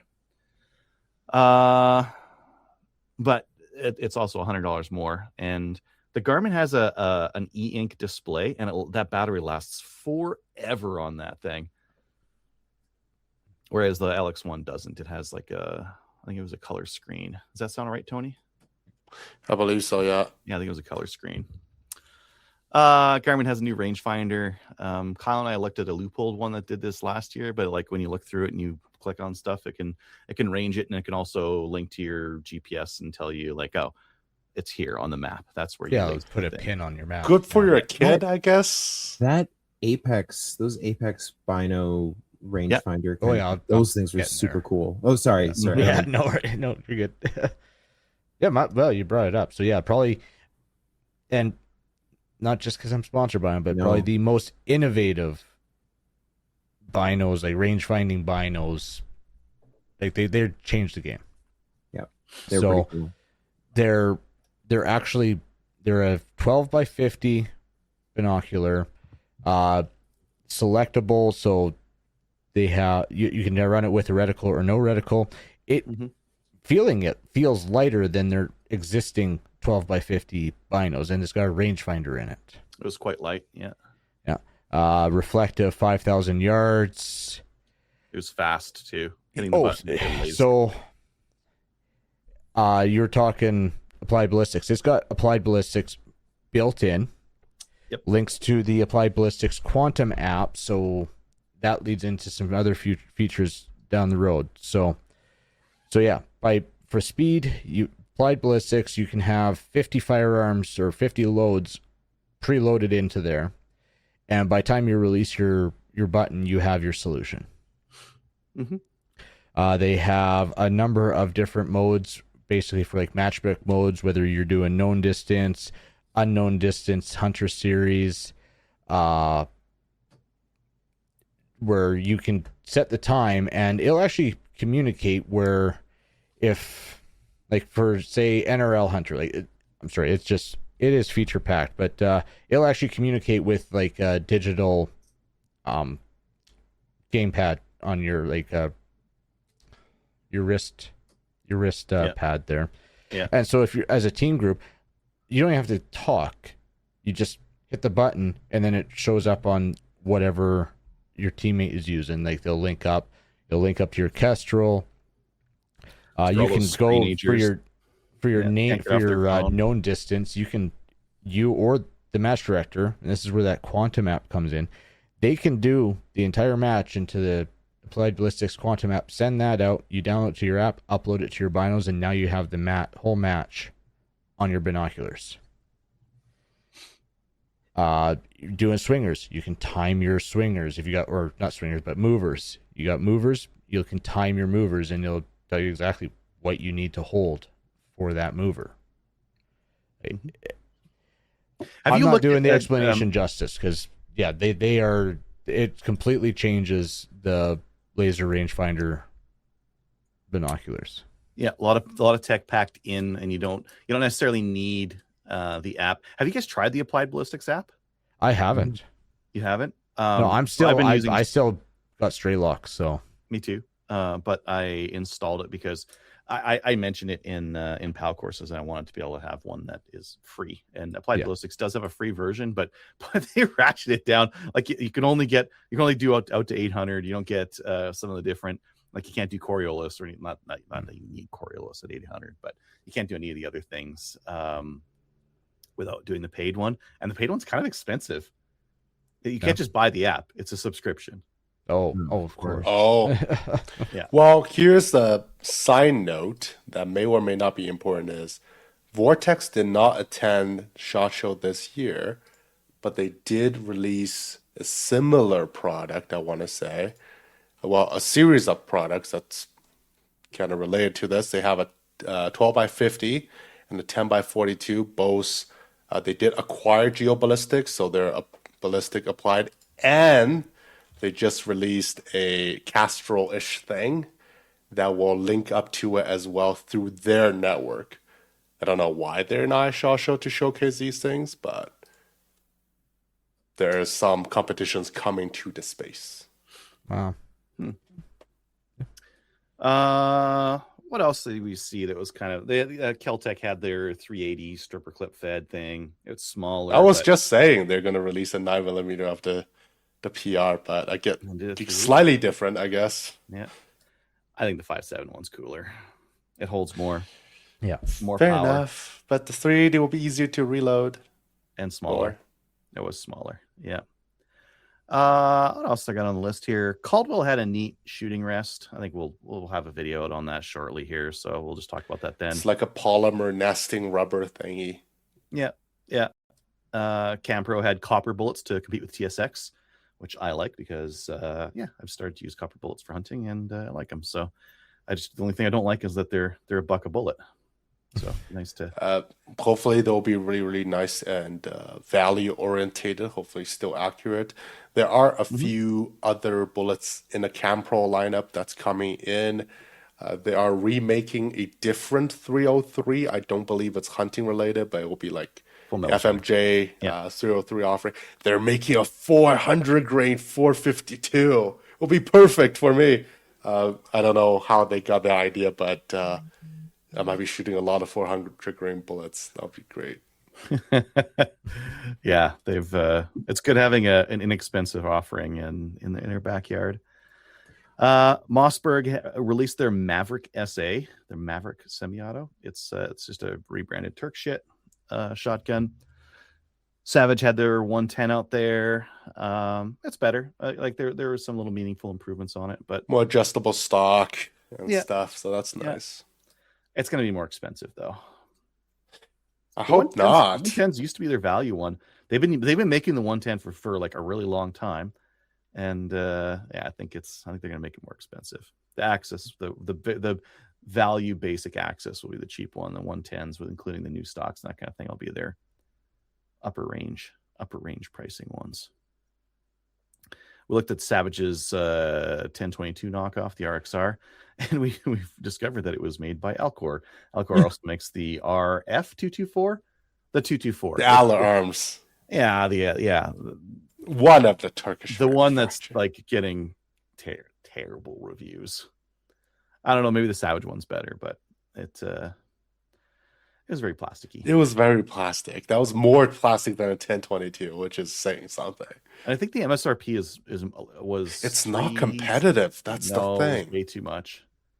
But that's MSRP. They might come in a lot lower than that. But even then, is it more competitive than an 822? And it's made in Turkey instead of Canada. Yeah. So. Yeah. Yep. SBI had their new stock for the CZ457, and they also had their Picatinny stock there. So I've been complaining, and maybe they heard me because I was complaining to Tristan, like, we don't have any good Picatinny, like nice lightweight Picatinny stocks available in Canada. I don't want one that's an AR stock. I don't want the buffer tube and the plastic. I want like the lightest thing possible. That's why I set up my 1022 that way. They're released one, so now they've got this very small, stripped down, lightweight Picatinny rail stock. Yeah, it's like a leg. Rail. That's it. It doesn't have anything on it, which is good. Yeah. Tandem Cross had their TKX22 rifle there. It's under 3.5 pounds, and it looks like a regular 1022. It was really lightweight, and they also have a project with Beretta going on for a handgun. So, if you have a rimfire Beretta, maybe you could raise it up a little bit more, but we won't have it as a new gun. Yeah, pretty neat. What else? Tipman had their Pirate Pump 380. Did you guys play around with that? They didn't even stop we at didn't go to the Tipman. Tipman. It was kind of neat. It's kind of neat. I'm looking forward to putting that video out. Kyle, you talked about the Apex. Tony, you were mentioning the Dyria. We already talked about those. You want to keep talking about your stuff, Tony? Since you got sure. There was quite a few Gen 6 Glocks everywhere. We had it at the Staccato range. Most of like the holster guys. Somehow my video on the Valor holster by Blade Tech is becoming our most popular shorts now. So that's interesting. They had one too. It's like, here's how you do this thing. Here's how you disable it. Okay, we're out of here. Yeah. it was an afterthought of a video, but I thought it's quick and easy and fun. Maybe a little catchy. So was in trend was the younger generation. And listener Chris was asking if they were going to make a COA version available, and the answer is yes. So the A-Cut is making its rounds. I've heard it's like the 1 year pseudo exclusive Yeah, period. so It with the was COA, that ended on the 20th. So right after the 20th, everyone started announcing COA stuff. Of course. yeah. For So our I listeners, think what's COA for our listeners? That's that. There was that optic that they put on there. enclosed the acro, aim. the acro. Yeah, it was like an enclosed aim point of sorts, and I think basically they're LE only now because like the production rate for the optics is not very good.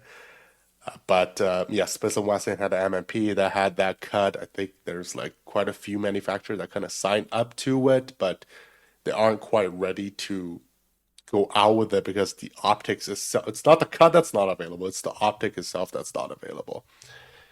Going on with more news was PSA. They had their Saber bolt gun there to showcase it's like this modular Remington 700 pattern gun, but the demo gun was super heavy for some reason, and I don't know what they're gonna do with it.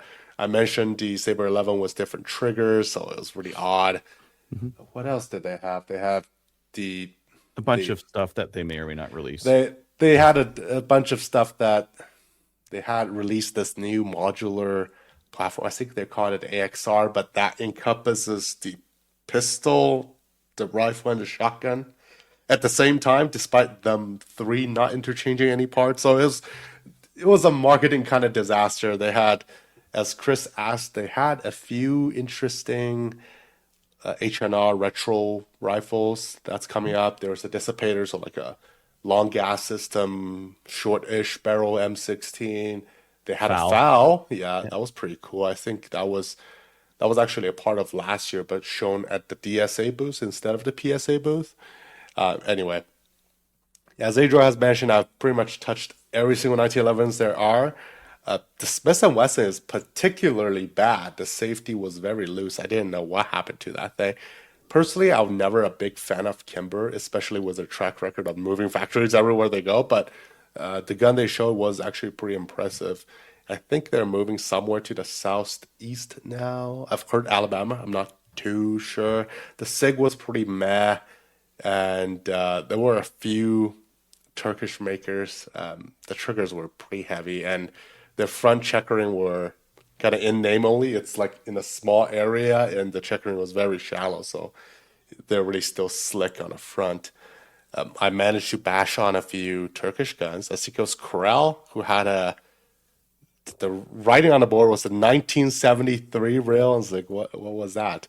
So it was kind of odd. They made a 7 instead of a 1. Yeah, the 1913 rail is not thing. And I think like now Turkish is trying to fake out other Turkish. So there was the best Hulu, not the Hulu booth, that had a 12 gauge lever gun. I think Adriel thinks it was like modeled after a semi-auto back in some time because it had like a shell release and everything. It was a semi-auto turned into a lever action. That does not belong. But it was smooth. It was very smooth. The only reason I guess you'd need that is if you're in a country where you can't get the semi-auto. Fair enough. Yeah. And on back onto news to things that we might see. Unshoots had their APR. It's a straight pull 22 rimfire competition rig where you kind of don't pull it. You use your index finger to pull the bolt back, and then use your thumb to pull the bolt back into action. So it's really like it's kind of a fast straight pull rimfire rig. So it's more of a precision rig. It was set up for IPRF, and it was heavy, it had like iron brick freaking magazines, which is really like 5-pound magazines where you put it. Like don't drop it on your toes. Probably that wouldn't feel very good. Yeah, Mike was mentioning it there. That just while we're on the topic, Ultimatum. They also had like IBI. They had an IPRF rifle there as well. So they're using a chassis from MDT, and then they're using their action and bolt and that kind of stuff on it. So I don't shoot IPRF, but I understand that you need a factory gun. It needs to be like sold that way from the factory. So that's why they're putting together basically a big bad gamer gun for that kind of thing. And Mike is also mentioning the Bushmaster. Bushmaster has been bankrupt through the whole Remington ordeal, Freedom Group, rebought through Franklin Armory, I think. They're coming out with a new straight pull 308-65, like short action AR-10 thing. Mm-hmm.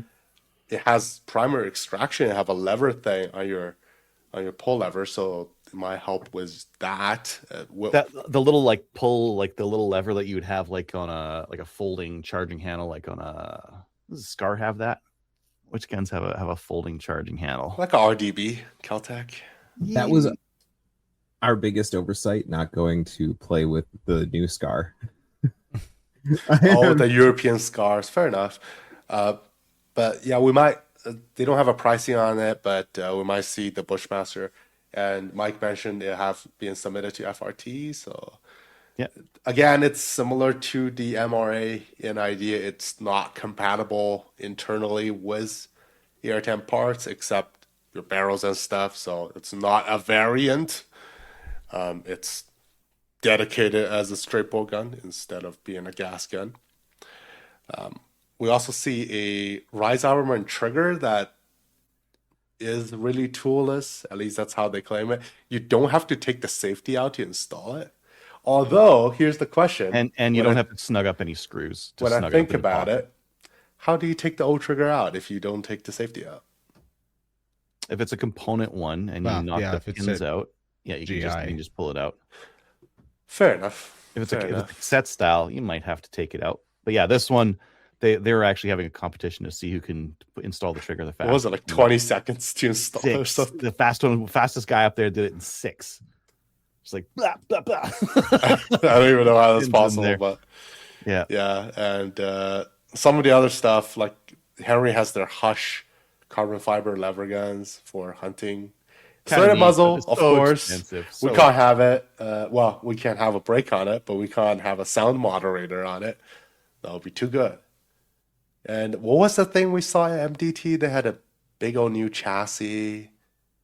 They had their DRT chassis, which is their like new lightweight, lightweight chassis. I really liked that thing. I really liked it with Ryan had put one of his barrels into it when we were down at his booth when we were looking at the Deuce, and he handed it to me. I was like, "It is wrong how light this gun is." Like, you thinking the CRBN? That might be the more classic stock. Yeah, that's the one. Yeah, that was the CRBN. The CRBN, thank you. That was an impressively light stock plus, like, again, putting that action in ridiculously light barrel is like, oh, that's a gun you could hike up a mountain with. The DRT was pretty light too. It wasn't the traditional style stock, but yeah, pretty light. They also had some bipods there, which after doing my review on Tony's Magpul bipod, people were like, you got to check out the MDT one. I'm like, oh yeah.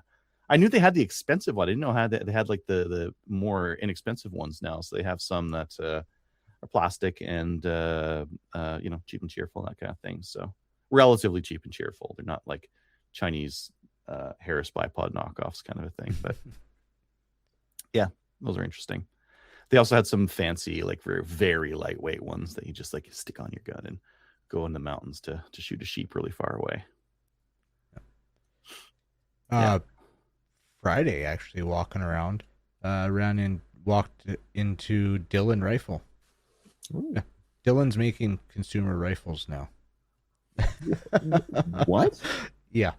It was part of their Dillon Aero booth because I was going to talk to Dillon Aero and saw 2 rifles. One's a gas gun, one's a bolt gun.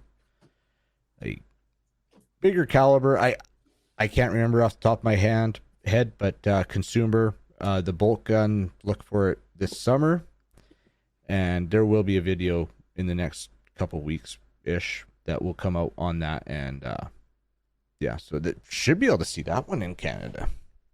Yeah, the bolt gun for sure. Yeah, and like it really well made. Like they're right down to the point where there's nothing touching the barrel. Like you have your barrel nut, and that's it. Your handguard does not touch your barrel nut.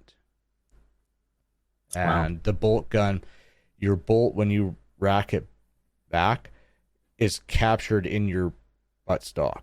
And so then it's got a folding buttstock, and then you fold your buttstock, and then you can pull the bolt all the way out. Like Dylan when they built it, they went all out on it.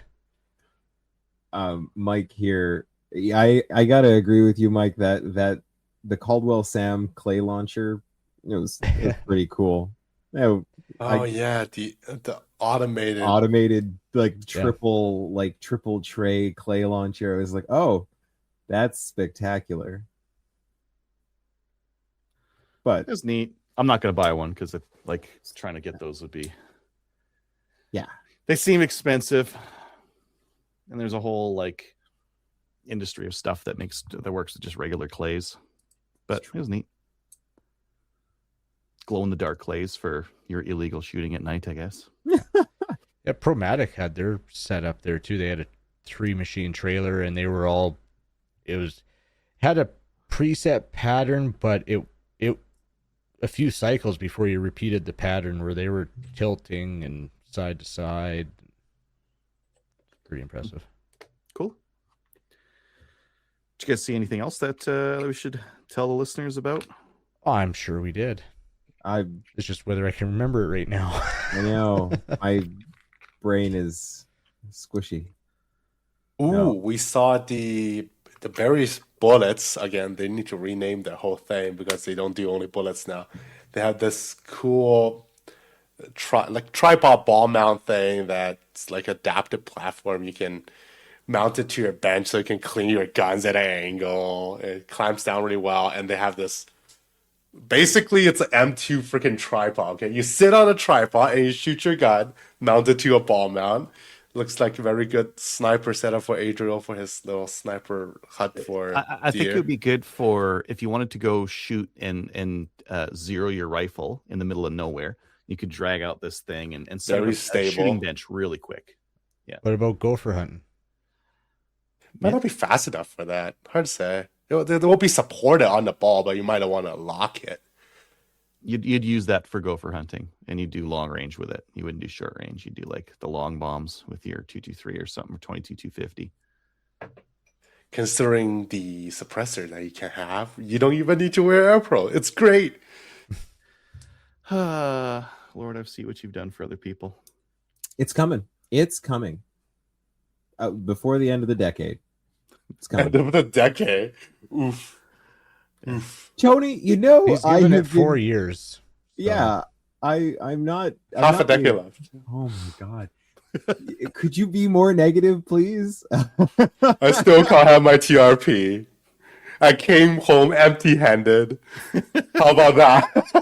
All right, the listeners don't even understand that you don't know who Eeyore is, but you sound like him, and it's hilarious. Like the way your inflection, oh bother, I can't even have the thing I want. This is sad.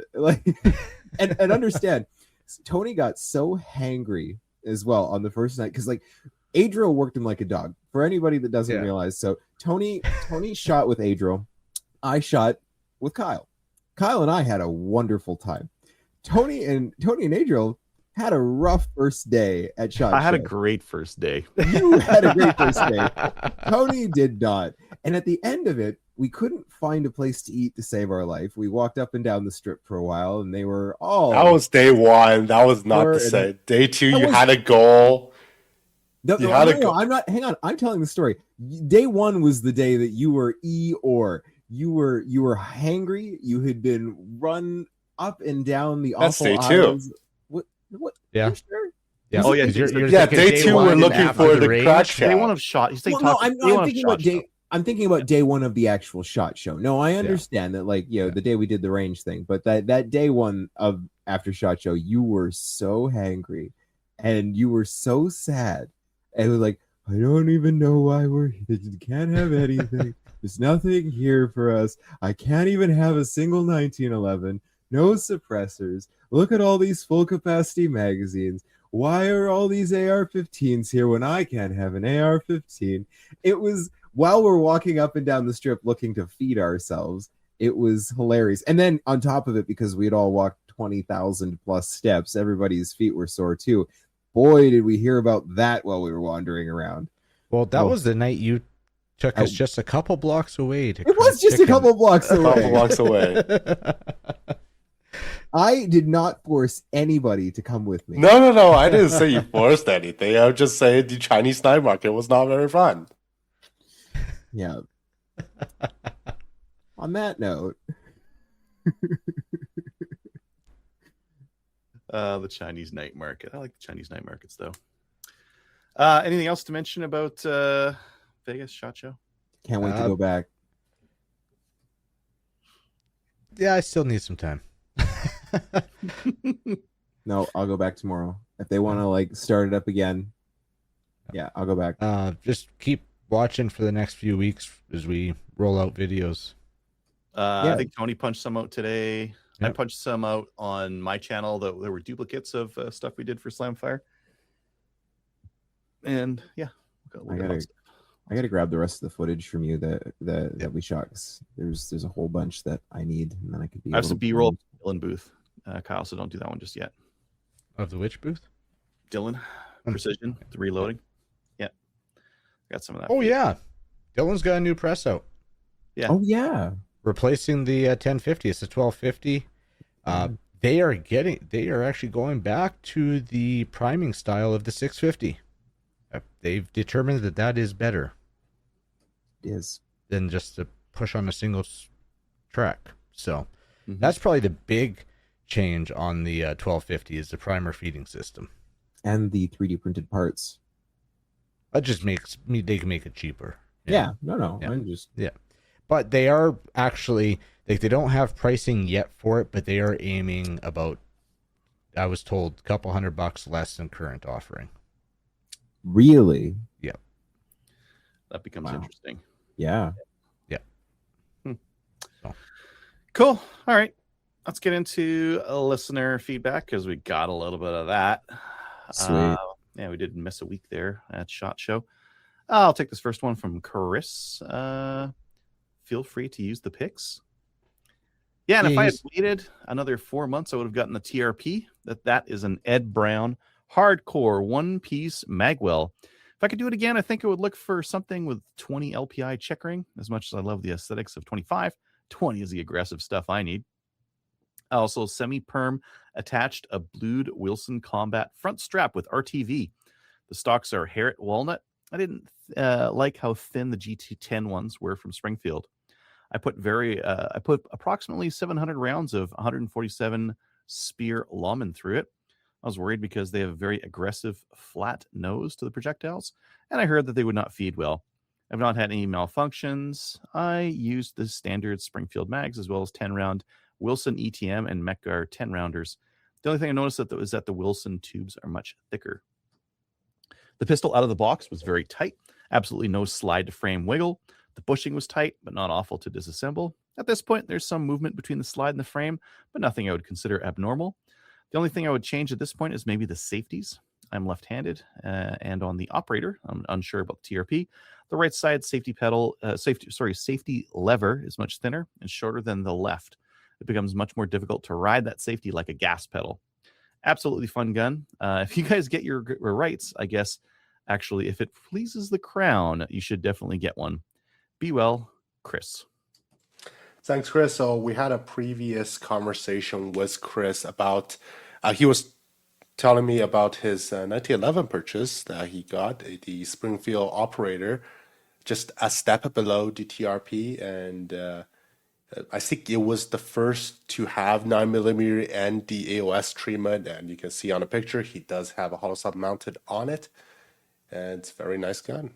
And I did find out that the TRP checkering is very aggressive, and I guess I didn't have to ask that he is mentioning the 147 Lawman and the 10-round mags. He is shooting 9mm, the caliber of my choice. I'm just not as capable of using my resources to load 45 at the time. 700 rounds of it, though. That gets expensive. Just say it, dude. Jeez. But I'll say the Wilson ETMs are the correct choice for magazines, and they do have warranty. So in case they start to spread and start to stick in your magwell, you are in the USA, and you should be able to get excellent customer service from Wilson Combat. Cool. He also mentions just as or is that Edmund? That's Edmund. That's Edmund. Yeah, that's Edmund. I'll just read that because it's short. Woohoo! True dopes. Bruised ego does not constitute a national emergency as much as he may like it to. Yeah. Because the Convoy Emergency Act appeal said that they didn't need to enact the emergency. Just to remind everyone, the Emergencies Act was the old Wartime Measures Act that they deployed because of the truckers, the honking, and the kiddie pools and the bouncy castles must stop. Super dangerous. Yeah. Very threatening. Kyle, why don't you read this one since it seems to be for you? Okay. Hey, Kyle, listen to the last couple episodes. I feel you have an FFL that is misleading you.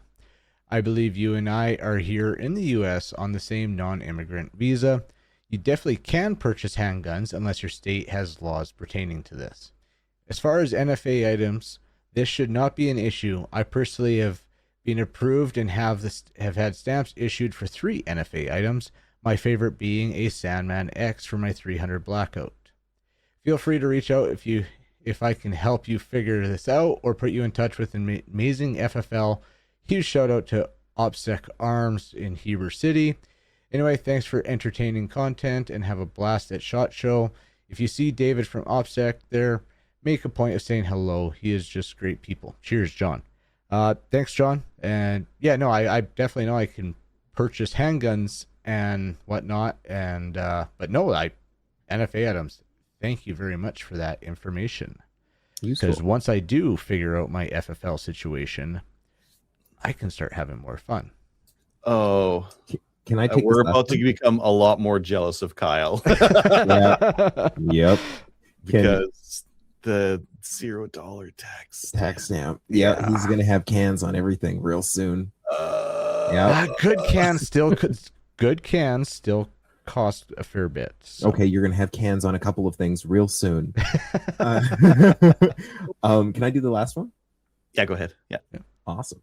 Hi, Slamfire Radio. I am 17 and I plan on getting a Ruger 1022 as my first gun after I get my PAL. But I also want a gun that has an AR-15 M4 feel and handling, so I can get used to the ergonomics before the conservatives get in and allow me to get an actual AR. Like where your head is at.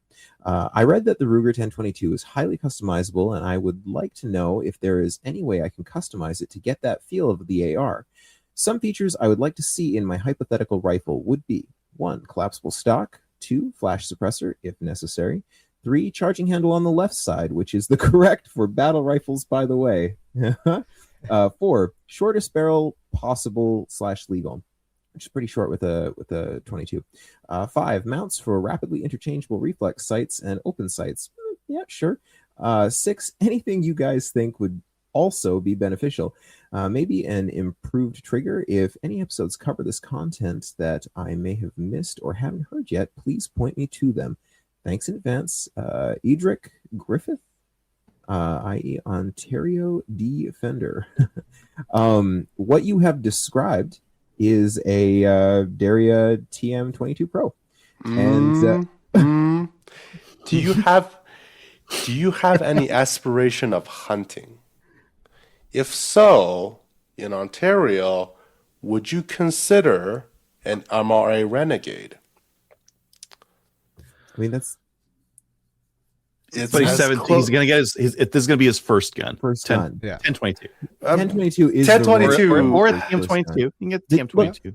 Yeah. Everything he has just described here kind of screams to me, not just the TM22, but the TM22 Pro, the good one. It has AR-15 ergonomics, very similar. You're gonna have the same grip, collapsible stock. You're gonna have your rail for putting stuff on. The safety isn't, it's in the same place. It's not quite the same as like an AR style safety, but it's close enough. Full capacity magazines. Like you're going to get a lot of charging handle on the left. You're going to get a lot of mileage out of that. Although I actually still always support anybody getting a Ruger 1022 as their first rifle. It's just the biggest issue with the Ruger 1022 is that it was designed a long time ago, 1964. And yeah, we've seen some evolutions in gun design. It's still a rock solid gun. I own 3, but I don't know. Everything that you've described here says you should at least investigate the Daria TM22 Pro. Yeah, the only thing I don't like about the Daria TM22 Pro is that they can be hit and miss on reliability. Yeah, and that can be frustrating as a new gun owner. Yes. Yeah. Other than that, yeah, good choice. Okay, moving on. YouTube comments.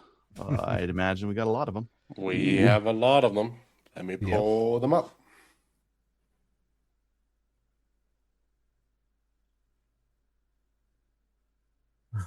Make sure I have the newest aligned instead of the most relevant, because I don't need YouTube to decide what is relevant. That. Yeah. So like I was looking for comments on on some of my videos, and it's like, well, I've seen that one already a bunch of times. I thought I got some new ones. Yeah, I've got a deluge of new ones, but it's still showing me these stupid most relevant comments. Sorry. Well, what YouTube decides it is most relevant. Yeah. Most relevant, so usually not very relevant. Yeah. To Supra for you. Good car reference on episode 638.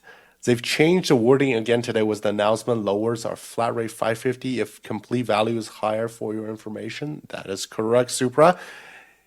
If it's lower than 550, then you get the whole firearm price. Again, it is at your discretion if you want to participate or not.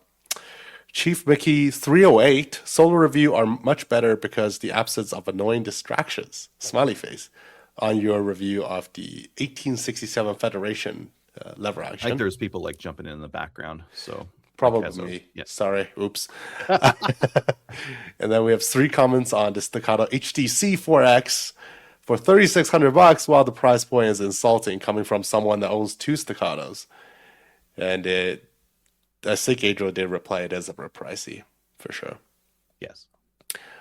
Zerub Babel 144. Honestly, I think Staccato for making my decision easy because I'm going with the Kimber 2K11 Pro Comp, charging $3,600 for this pistol, where almost $1,200 of the price is basically just for the compensator compared to their own auto models is insane, especially when Kimber gives you all the additional upgrades right out of the box that Staccato would charge extra for.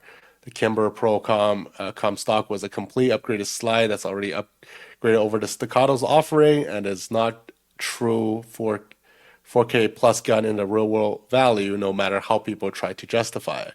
You're not paying for better performance, you're paying for hype and a logo, and if someone wants to be stupid to throw their money away to feel validated by a brand, then that's on them. Even watching the shooting video of the new Staccato, it still doesn't shoot as flat as the Kimber Pro Com, yet Kimber gives you all of that out of the box that you get picked up from a dealer for under $2,100. Don't get me wrong, Staccato makes great stuff, but guns are absolutely not worth $2,000 more than Kimber, sorry. I think you're overlooking one very important thing here, 144, is agency approval. How many agency will allow you to carry a Kimber instead? I know they were popular at one point, but again, they just moved factory again from, what was that, Oregon to New York to now Alabama. So I think it's very much more of an agency offering.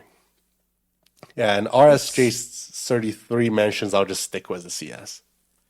Not to knock Kimber, I think this is kind of interesting to see Kimber brought into the same discussion as Staccato. Yeah. They're both overpriced 2011s. Yep. Yeah, sorry. Kimber doesn't typically get put in that same kind of level or echelon as Staccato. No. It's interesting. I haven't looked at, I don't look at Kimbers. I don't know the Pro Comp, so it could absolutely be an absolutely awesome pistol. I don't know. It was observation. I think from what I understand is Kimber have, again, more or less a shaky reputation due to all the moves and the quality up and down. So I think they're at the, from what I feel, they're a lot of stock in them moving in their reputation. I think as a consumer, they care less about the moving than the reliability. Yeah. I don't care how many times my gun manufacturer moves as long as they still make a good product. I've just heard too many stories of they moved, the quality changed dramatically, and that's just kind of associated with the brand, to my knowledge anyway. And they, from what I feel, they do feel like they're on the upswing of their quality control, so that's good. And then we have homework from Eddie. Tony, I have the same problem with the deluxe 1022 barrel as you do with your ST22. It would not extract an end-fire round if the bullet has a larger shoulder, like CCI standard velocity. CCI's standard velocity have larger shoulders? I did not know that. The shoulders seem to impact on the rifling and hang up when you try to extract. I had the chamber reamed to a sporter barrel configuration, but I still have the same issue. I gave up on it and got a Green Mountain heavy barrel with the Benz chamber that can shoot 5 round sub-MOA groups at 100 yards. My ability probably won't let me do that.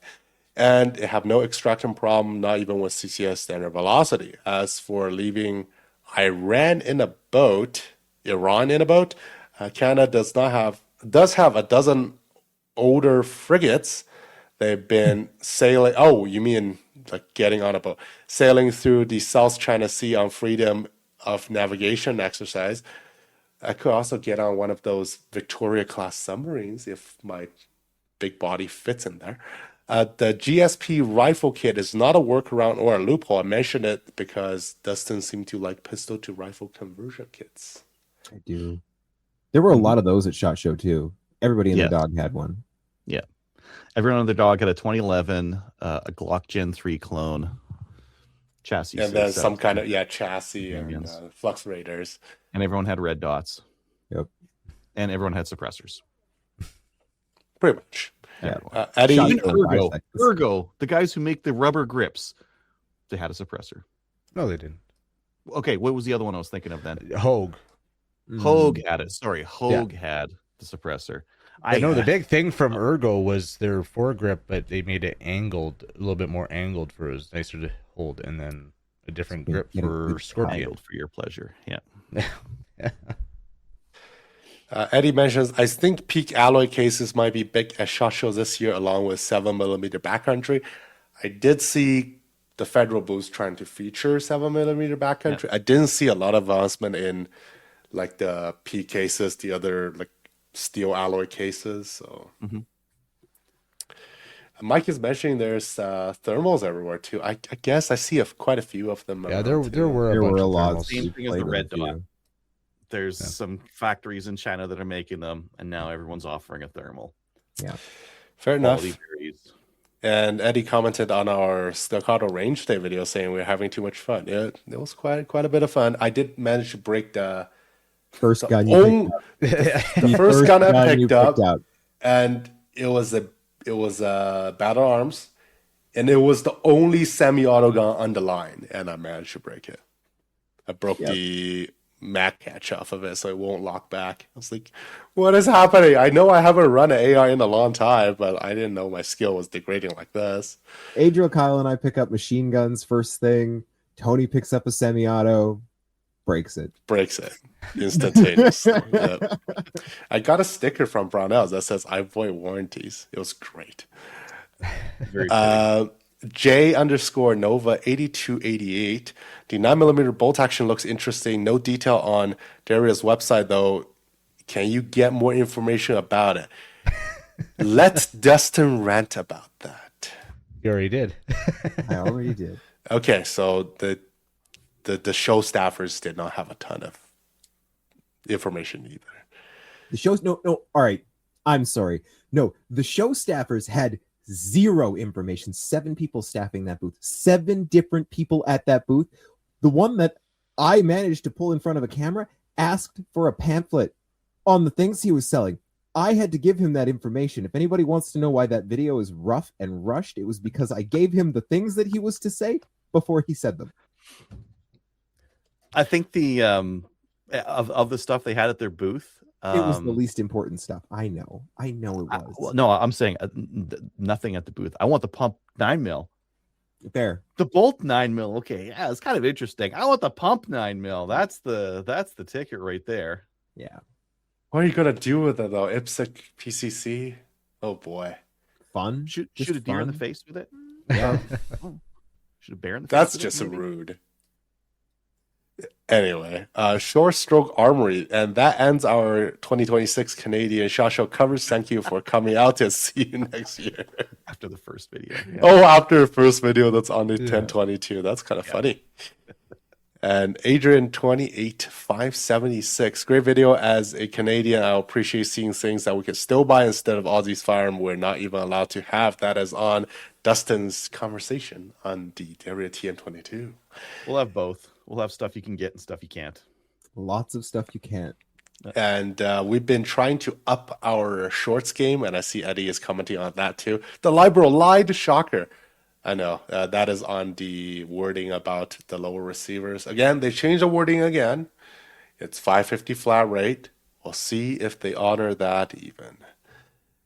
And more comments from Eddie. Well, it is about time Ruger updated the 1022. Now, if we can only get an integrated Picatinny rail on the receiver, easy and quick removal of the trigger group, and a match grade barrel, they would finally be competitive again. Eddie, you need to think about target. You're looking for the Ruger target with that. With you're thinking about the higher end models, because if you have the integrated rail, then your iron sights won't work. And those guns still come with standard iron sights. And Race14 mentioned just build one, which is fair. Oh, I see Eddie's comment is duplicating. Interesting. Yeah. Josh mentioned, would you take a look at the Scout 2 from Ruger? And we didn't find one. They have it. And I've heard news that they discontinued it. So, sorry, hot take, but that's because scout rifles are a bad idea. Well, actually, they did have, I'm not sure if it's still considered as the scout rifle. They have a Ruger American wrench with a full length rail, and that takes AK mags. That's okay. So full length rail, you can put a scope on, and if you want to, you can put thermals on there. It's just the forward mount scope, the scout scope mount style, is just a stupid idea. Tell us how you really feel. Objectively, sorry, no, this isn't my opinion. This is objective. Oh, this is just fact. Yeah, right. On that Toaster 2120 mentions, I hope at least the cleaning hole and the bolt release are carried over to all models. I believe it will. All the ones that you will see right now is probably legacy models. Nick Egan, M9E, not a fan of the design update. It looks pretty unaesthetic on the Ruger 1022. Yeah, it looks aesthetic. different. I'm actually pretty okay with it. I think it looks slightly more modern. I think the lack of a curved butt pad is good, because that curve on that thing was ridiculous. And then if you put a scope on it, you need your head higher, and then your stock doesn't match up with. Yeah, it was. I hate it, because as a maple seed instructor, when I fit people up with it, the first thing I do is I put a foam pad there and make that thing flat, so it doesn't get in the way of trying to fit the rifle to the person. Yeah. Tactots. I'm assuming your full name is Tactical Potatoes. That would be really nice. On the C4X. A bare minimum, at the very bottom, they need to cut $500 off the price tag. No, they need to cut $1,000 off the tag. Yeah, it's expensive. 4 Cats, though, on 1022 video says, what's the chamber look like? We didn't tear it apart. It probably looks like any other Ruger 1022 chamber. Maybe he's asking if it's like a Benz chamber or what. It will be a spoiler chamber, because people don't want guns. Well, Ruger doesn't want your gun blowing up. And Archie Morales, 4807, mentions you're pronouncing Ruger wrong, according to the Canadian Safety Edit. So, yes, Ruger.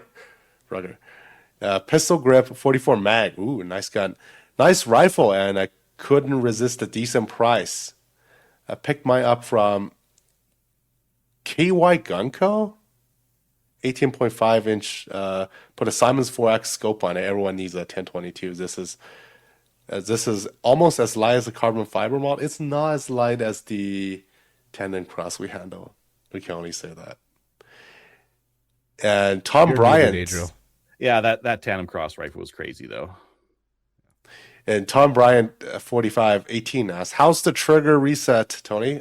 It was decent.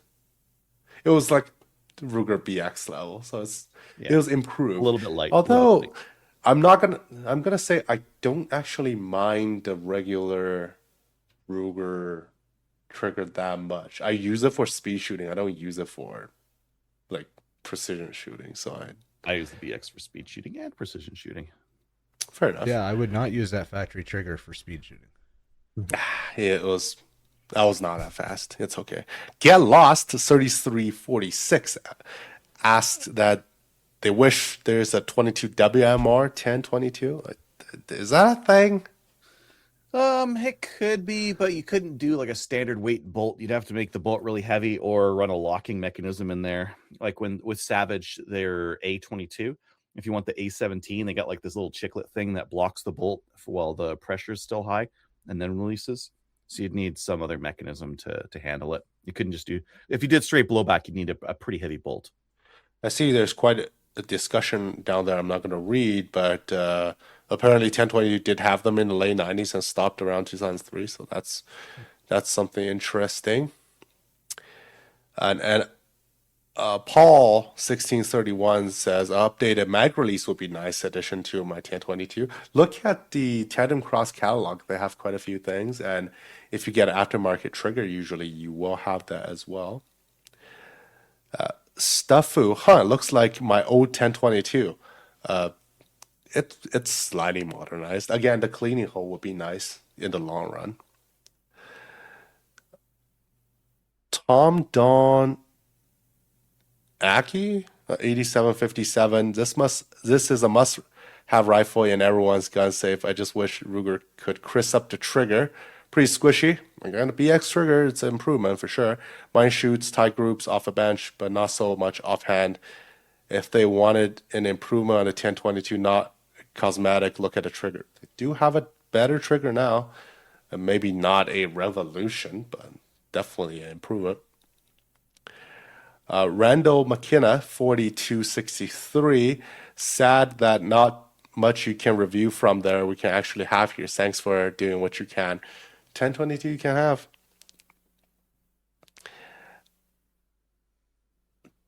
Still muted. Yeah, I Goss. We'll have more. We probably have 100 videos. Yeah. We're gonna have to like come up with a way to deal with the listener feedback for there's a lot of comments. Well, we did release a lot of videos, and we were This is all on one video. Though. I know. Fair enough. Half of them were coming from the 1022. Yeah, It's awesome. It's great. Love the feedback. And just it's okay. Next time I'll just not How many read more you them. got, Tony? yeah. We're almost done. Randall, Golfing Ninja 2.016. I don't care about the new 1022 they put out. I want a better mag than what they already got because it's still junk. Oh, you get the I don't know, Butler Creek mags. Those are great. Yeah. Yeah, the BX mag. I thought the BX had an original 25 round mag. The 597 mags are not bad though. Go check out SBI. Yeah, their mag adapter. Brown Green 933. I'm sure it shoots fine, but looks cheap and crappy compared to the original Woodstock version. I paid $50 for mine used. Boyd's Woodstock. Yeah, I'm guessing they'll release a Woodstock version again. Yes, the stock is quite cheap. Not gonna lie. Mm-hmm. Mike Williams 1993. Remember, Trump can not own this gun. I guess. And Mattia 1227. The only thing original on my 1022 is the receiver. I'm surprised that you even kept the original receiver because there's so many nice receivers out there. And the last one from Illegal Canadian on the DAA Flex Air holster. I hate speed holsters. They're just a DQ waiting to happen. Lol. This seems pretty safe. Okay. 3-gun? I could see making a case for that. IPSC? No. Yeah, Like, as soon as the beep goes, as soon as your beep goes, you're drawing out. Like, Yep. absolutely nothing wrong with race holster. Yeah, 3-gun? Yeah, probably. I don't want to run one for 3-gun. some guys do, but yeah, Some guys do. It's a risk. Yeah. Well, What do people's when it gun comes down to- bounces? lock it in. Yep. Like, I don't know. I would have just do the draw from the lock position most of the time if I needed to. well, IPSC you don't have to, so I got Right, for sure. If you're drawing right off the beep, then I wouldn't lock it. But I don't know how IPSC good the lock is. That's the thing. locks are pretty good on them. Like, can you take a full metal gun and shake it upside down? You could do that. I but could you give wouldn't myself wanna, like, a wedgie with the lock engaged. you wouldn't like want to like roll around on the ground. No. Gotcha. So if Whereas you I had a would do that with, prone like, US. stage, Like, you don't see very many race holsters, like, if any, anymore in 3-gun. Yeah. Like, but there's absolutely nothing wrong with them for IPSC or USPSA. Zero wrong with them. fair enough. Well, That's all the YouTube comments. That's all the Yuku comments. Moving on. Yeah, we got a Discord and Spotify and Patreon, all that kind of stuff. We have been uploading videos to our Patreon, so if you want to get access to those, go over there. If you want to buy something online, go through Bass Pro. We've got a link on the website there. Go through our Bass Pro link or the Brownells link, and we'll get a little taste of that. We'll, I promise, cover that sooner or later. Last half of last year, we'll cover that. Yeah, we'll do that. If you'd like to email the show, send us email to slamfireradio@gmail.com. Shoutouts, guys. I want to shout out Ben from Movie Armaments Group. All right. I will give a shout out to Kyle for driving us around, picking up all my crap. Yeah. Wasn't that when I picked you up from the hotel, airport, range, hotel? Yeah, but you also have these semi crap.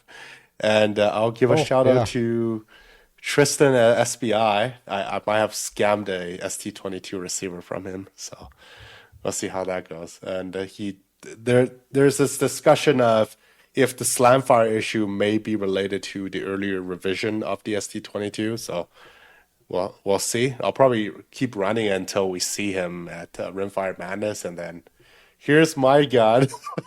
No, he told you you sent him an email and he'll send you one. He says, I know. I want the old one back. He'll just send you one. So just email him. I know, but he might be able to complimentary install my barrel for me too. I'm asking a lot for That'd it. be easy. That'd be easy. Drill a hole in the back and then hit it with a punch or a brass rod or something like that. Because you'll need you want a hole in the back anyways for cleaning it. It already has a hole in the back. Well, there you go. Yeah, brass rod. It'll come out. I'm going to shout you guys out for making the trip down to SHOT Show and making it a very enjoyable week. It was a lonely Friday without you guys there. So.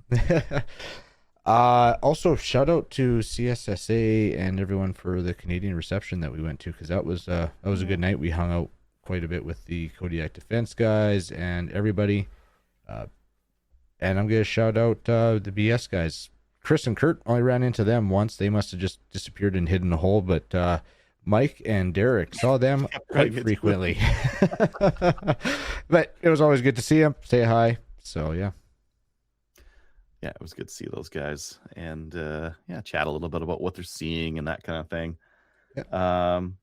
Yeah, Kyle, you stole mine. I was going to shout you guys out. It was great hanging out with you guys.